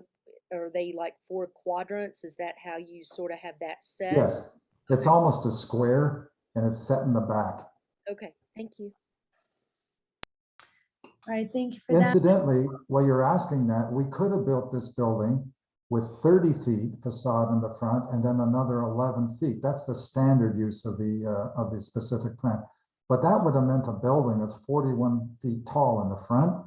Our building is only 25 feet. We thought for Studio City, we don't like 41-foot tall buildings. We much prefer 25 setback and then can go up further back. Well, it's very lovely. You can tell you put a lot of thought into the design. It Good. seems Thank to you. blend well. Lisa? Hello. Hi. Can you hear me? Yes. Thank you for the opportunity to participate tonight. I would just like to say that I think it would be premature for the committee to rule one way or another on this project. I've tried to find the actual submittals of the plans to the city and have not been able to locate them online or review them in any way. And I love the pictures of the project and everything, but I can tell because I'm a resident on SUNSWEPT that they're not totally in perspective or have accurate, images of the surrounding buildings and so forth. So it would be nice to really see, sort of exactly what's been submitted to the city. I also know that, Mr. Austin, bless him, he did help us with a terrible problem on his property with drug dealers and homeless folks there. And he's given a good bit of attention to the property for the last couple of years. But he has owned the property for 20 plus, either he or his investors. And I question whether the crisis of the hillside is really a natural condition or just the crisis of trying to put this huge development on the property. So I think we really need to, pause and look at this closely, examine what the real, plans and, consequences will be before your committee takes formal action. Thank you. Thank you. Can I respond a little bit to that? Sure. The crisis is new. The crisis is because about 8 months ago, before that, we didn't know what the seismic instability of the bridge in our hillside was. We found out it's 0.61 by conducting a lot of soil survey. We didn't know before then. Secondly, the city increased their seismic standards by about 25% as of January 1 of this year. And that caused the instability factor to magnify. So this is a new crisis in the sense that we didn't know before that our hillside was so unstable. That vastly increased my costs for doing this project. But as far as plans go, we've had the plans in front of Department of Building and Safety for about 4 months now. They've come back with their first set of comments. We're responding to them this next week. As far as planning goes, our plans have been in with Corey Kitchens and Van Nuys. He's reviewing the specific plans. They are now number 11 on his table full of 30 plans. He hopes to get at them here in the next month or two. I think isn't it at that point that they become available? I'm sorry, I'm not aware of when they become available to the public, but I know that city planning and Van Nuys has had them since I think about August 1st. Okay, so thank you for that, Peter. But before I go on, I just want to let everyone know that we are not going to a motion this evening. We are going to take the time to get all the plans. I have to do my due diligence and look into all the permits and everything else that Peter has expressed that he has complied with, and make sure that we have another meeting where everyone, hopefully it will be in person, where we can all sit down and take a look at all the plans that he has, and turn those pages and so forth. So there's a lot of research that has to be done that goes into this. And everything else that he said that he's going to be doing, and the reports that are going to be coming out, I think we need to really sit down and make sure that we sift through every single page. So at this moment, that is what I'm thinking. Adele, go ahead. Can we just get rid of the slides so we don't have to look at them? Do you mind? I mean, basically, just to reiterate what Lisa just said, I would like to see the traffic study. I would like to see the tree study, your EIR report. I would like to see that. I would like to see the geological report. I would like to see the architect's plans, the project plans. I would like to see the project description. And I really don't want to see what you have, up on the website, because that's just promo. I want to see the real stuff so I can figure out what's really going on here. I would like to, because I mean, the hillsides, all of them are in danger of landslides, as far as I know. And most of them are held together by those native trees, by those 55 walnuts, the over 50 toyon trees that are there, and the coast live oaks that are already there. And some of that work that you did recently, if you looked at the photograph that you put on the slideshow, it had grass and there was underbrush that was there that has now been scraped off the hill by the caterpillars and the concrete truck, and all the construction that actually was done there. And as far as I know, that was done without permit. So I just want to say that, as wonderful and sweet and endearing as your report has been, Peter, there's a lot that's not quite up to code.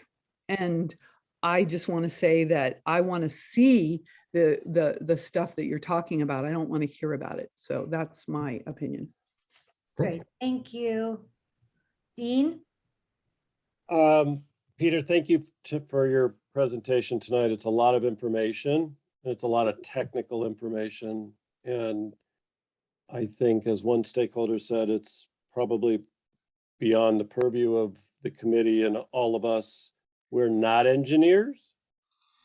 What I think would be grateful, what would help the cause here, is to accentuate what you've learned from the Hill, because I truly believe that there is a problem there, but there's not enough focus. We're being told, and it sounds as if that's the cell versus the project, but I would like to see more data so that the community can really understand beyond what you're discussing.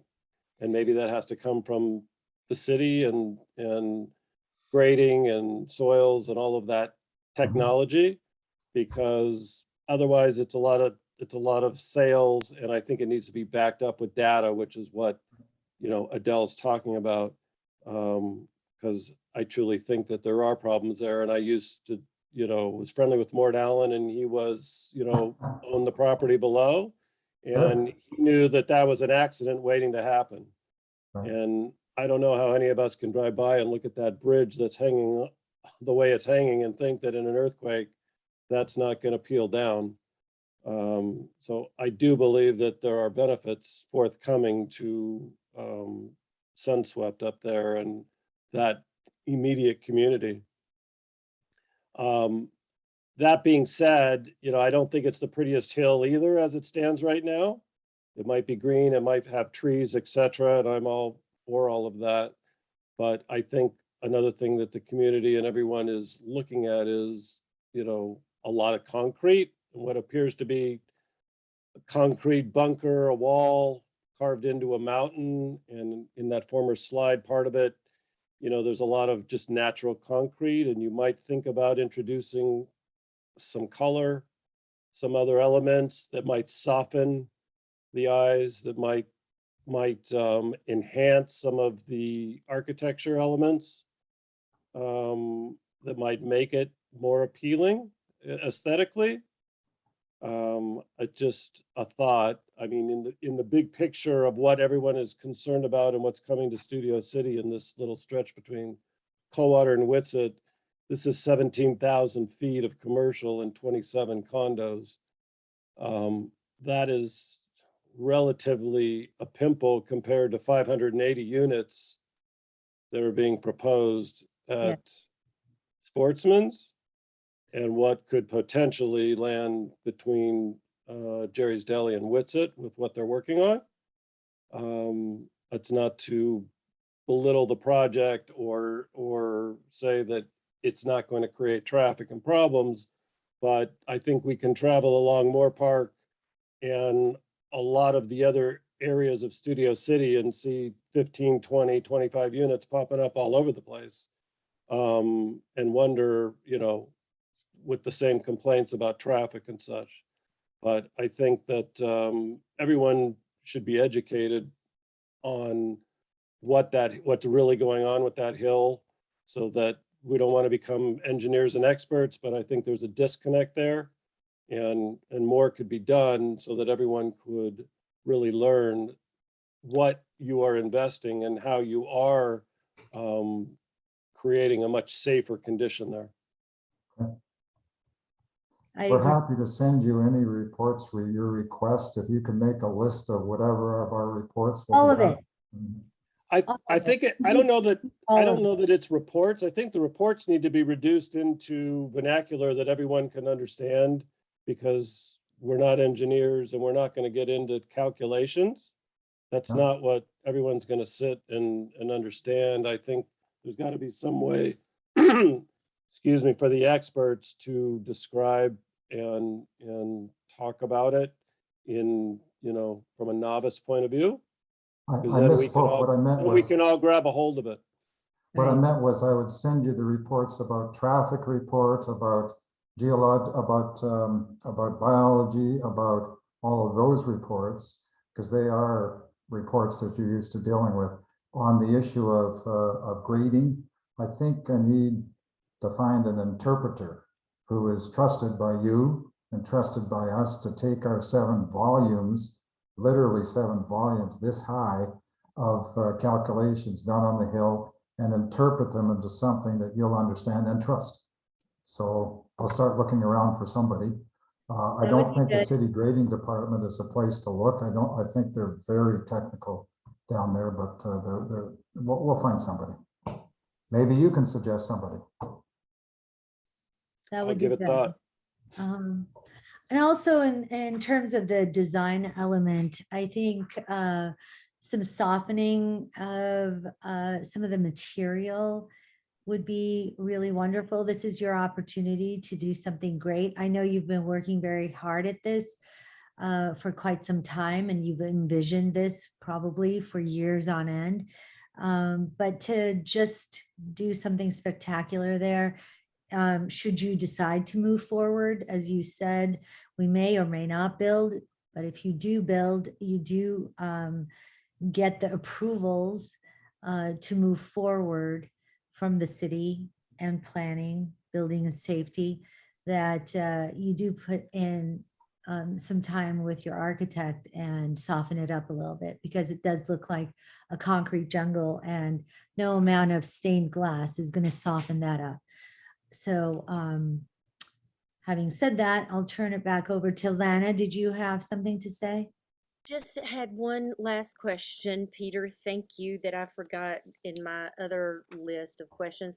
What is your time frame that you were thinking from the possibility of being approved to your finish time? Did you Okay. have a window of time that you thought that So there's two aspects to that, and we have to start when the date we were approved. I think the thing that's going to take longest with us is getting in front of the planning commission, because we're in a high fire district, so we have to get our incentives off menu, which means presenting to the planning commission. As far as I know, they have a lead time of about 1.5 years from now. So after it gets through planning downtown, then we've got 1.5 years. So I'm thinking at best, that would be January of 2024, okay? But let's suppose we get approval from Planning Commission January of 2024. We have two jobs to do, one of which is the undergrounding on Ventura Boulevard. That's going to take about 4 months. That will be done mostly at night to be least disruptive, and that will be the DWP is very hands-on in that. The building itself will take a total of about 20 months. 4 months of that represents taking dirt away and putting in the all of the earth retention mechanisms, and then about 14 months for the actual building to be constructed. So if we started on January of 2024, it would be finished by January 2026. It's about and then the undergrounding could happen at the same time as a separate. Oddly enough, our work will not involve closing any part of Ventura Boulevard except the where the parking is now. However, when the DWP does the undergrounding, then that will have some impact on Ventura Boulevard at night. Does that answer your question? And if we get permission, we will build. We will. It is very helpful and informative. Thank you. I want to have a bagel or something in my first restaurant. And you're all invited, unless that's against the law, in which case pay for your own damn bagels.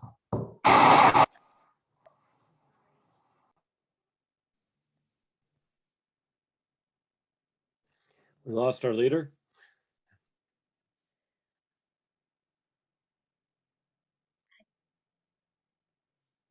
Sorry about that. I was trying to share a video that I was sent. Let me see if I can. I'm not able to. Okay, anyone else? Adele, did you have one? I had one question, and I was just curious. I know that you've put a lot of signs up on Ventura Boulevard and on SUNSWEPT, sort of your signs, but isn't it unusual? Maybe I'm wrong, and Lisa, maybe you can help me with this, or Dean, but if it's been in city planning for 4 months, that this is the first time that public notices or that it's come to this committee, I mean, isn't that odd? Premature? What? Is that the word you're looking for? Premature? Isn't it premature? No, like it's late in coming, you're saying. It's late, it's late in coming to us. If it's been in city planning for 4 months already, isn't that late in coming to us, or no? It just arrived to me. I know it just arrived to you, but the application was formally filed. Planning is so behind on all of it. I mean, from this point on, it's even going to take another year and a half. But I mean that already traffic studies were already done. I mean, that seems premature. Are they the city's traffic studies, or when did you have those traffic studies done, Peter? Okay, So I should explain that. We've gone through 3 iterations of this building. And we've had to change as we get more information as we go along. So we've had 3 traffic studies done. They were done for us. They were done by Hirsch and Green right here in Studio City. And we've had to change those 3 times as we got further information. So one of the reasons that we are is the hillside. Is this hillside, the nature of the geology has changed our project, and it's changed it 3 times as we discover more information. Hopefully we're done with surprises, and we think the project we have now will stand up both with, we know it'll stand up with the grading department. We know now it'll stand up with building and safety, because they basically said we're fine with a few small changes. And now it has to go through planning to see if any major part of our plan doesn't meet muster. And if it doesn't meet muster, we're going to have to redesign. So to some extent, we're a little shy about bringing in a project if we had to turn around and redesign it, if that makes sense. So, but we did it. We did the traffic study. We did a lot of the work with DWP and so on, a lot of individual organizations just to get to this point. It's been if we just had a nice flat piece of land, we would have been to you a lot earlier, very close to the time we submitted the planning. But even at this point, because of that hillside, we may face changes coming up in the future. It sounds like an excuse. It is an excuse, but we've had to change. Peter, what is the date of your traffic study? Because we're going to have to take into consideration now with Harvard Westlake's travel morning and afternoons, sportsmen's, and so on. So when was that traffic study done? I don't know. I don't remember. I'll get you a copy of the traffic study. That would be good. Yeah. Adi, did you have a question? I did. Do you hear me? Yes. All right. Speaking about signs that were put down on Ventura and on SUNSWEPT, I believe there are some regulations in reference to what kind of signs and the size that can be placed on residential property, especially when it comes to signs that have to do with commercial. I don't think that we're allowed to put a sign that for commercial property, and especially the size of the sign. I think there is a 30 square foot limit, and here we are looking at about 200 square foot limit. So the size of the signs as well as the placement. I have a problem with that. I don't know how important is it for you, Peter, to keep it up there. Well, there's 2 questions in there. If you're asking if it's important that we keep it up there, not at all. I think a lot of the people on SUNSWEPT, Adi, that was mostly for the benefit of people who have been asking me a lot of questions on SUNSWEPT, but I think most of the people who were asking the questions now have that information. We could take those signs down. I'm not anxious to keep them out. Right, that'd be great, because it's Sure. we now have the information, and thank you very much. Right. Yeah. I have a quick question, Peter. Go ahead. I meant to ask. The billboard that's up there on the hill, Right. 48 footer, that's being removed completely or relocated somewhere amongst the project? Removed completely. Okay. That's wonderful news.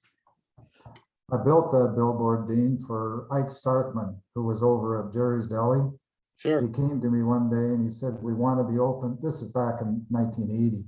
He said, we want to be open 24 hours a day. Will you build a billboard? So I built it for him. So there you go.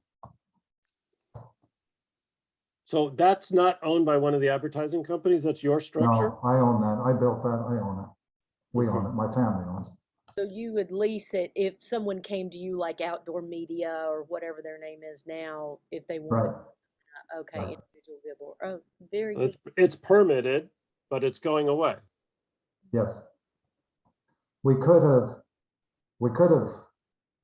put it on top of our building and it would have been legal. But when I spoke to Council District 2, Carol over there said, Pete, that's a non-starter. He said, don't even do it. So I said, okay. Yeah, no.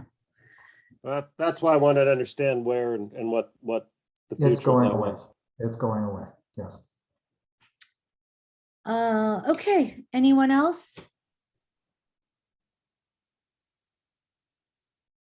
Any other thoughts? Anyone?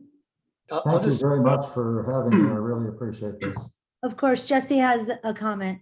yeah, just really quickly. I mean, it's a lot of the specifics have been covered. I know it's early in the process, obviously, and there's a lot more coming our way.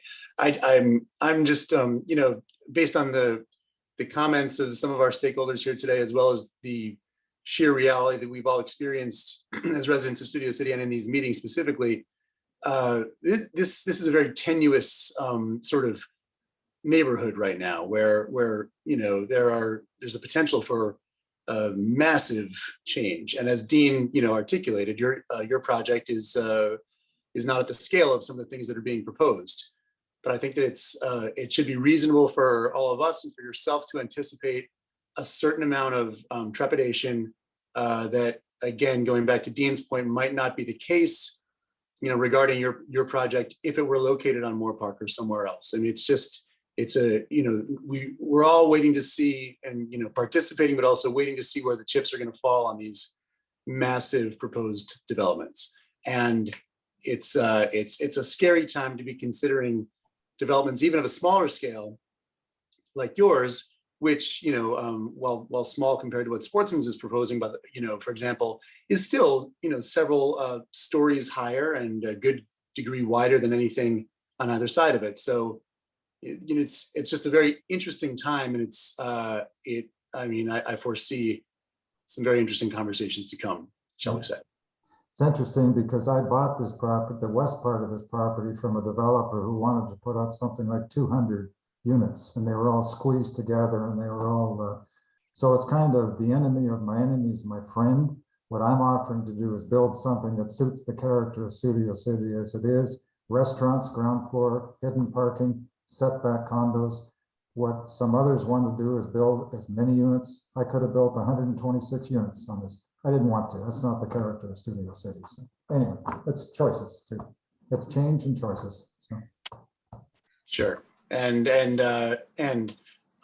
obviously just a lot less trepidation would be in the offing if your neighbors down the street on either side weren't proposing what they're proposing. So it's just an interesting time. Yeah. The devil you know is better than the devil you don't. If you let me build this building, it won't be up to somebody else later on to build 126 units. So what can I say? So when do you think, Peter, that you'll be able to forward any of those reports? You send me a list, I'll forward them to you. The architectural, we have the tree study, we have the biology, we have traffic, we have a long list of them.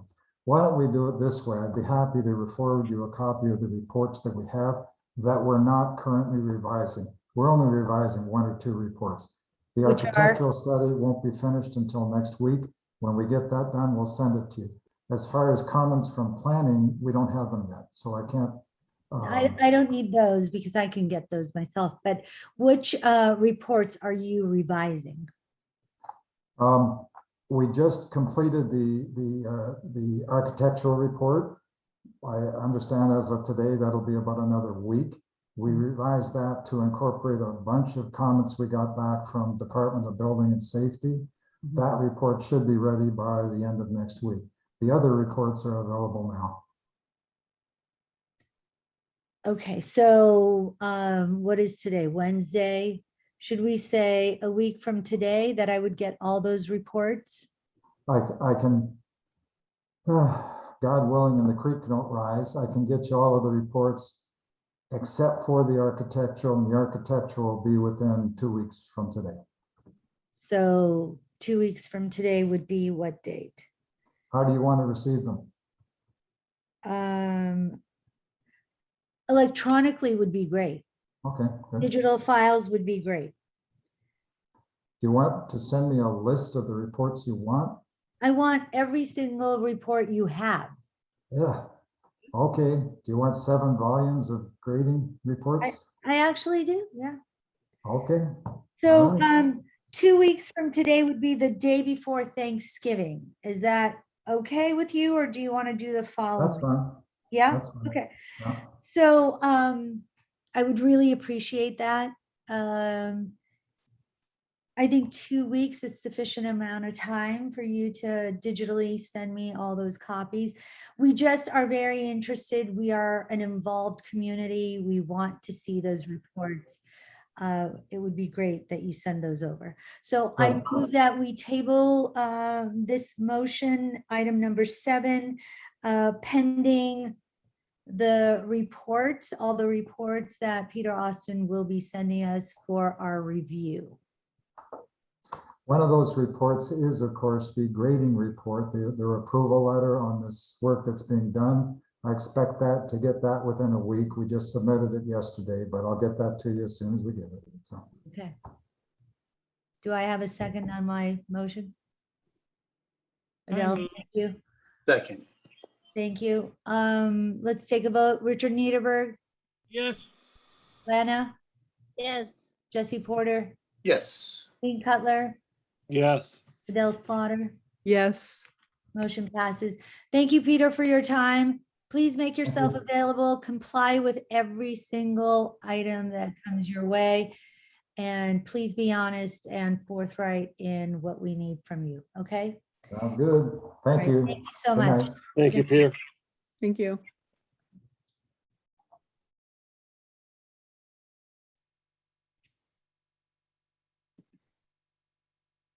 Okay. I actually literally have, in the last 10 minutes, have calmed down from what happened earlier this evening. I really am not a dramatic person, but that definitely shook me. So I appreciate everyone's patience and understanding. Thank you so much. I don't have any more comments. I'm pretty spent. Anyone else have any comments? Mm-mm. No. So, and with that, I say happy Thanksgiving. Diana, you have a question before we go? Really don't, Lisa, and I know we're all tired, so I'll try and be brief. I just cannot impress upon you all enough that we are talking about a sensitive natural community, biologically speaking. I have already had a biologist that I paid to go out there and make a record of this. Nothing, zero work should be done. And Peter clearly illustrated his lack of understanding of the resource back there behind this building. And he clearly doesn't understand the laws. So before you all do anything, I'm happy to explain that to you at another time, but there is a process here and it's not happening right now based on what I've seen. All right, so why don't you go ahead, Diana, and send me an email and we'll try and figure out how we can get you to do a presentation.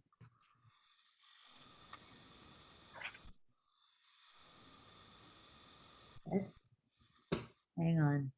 I think she muted herself.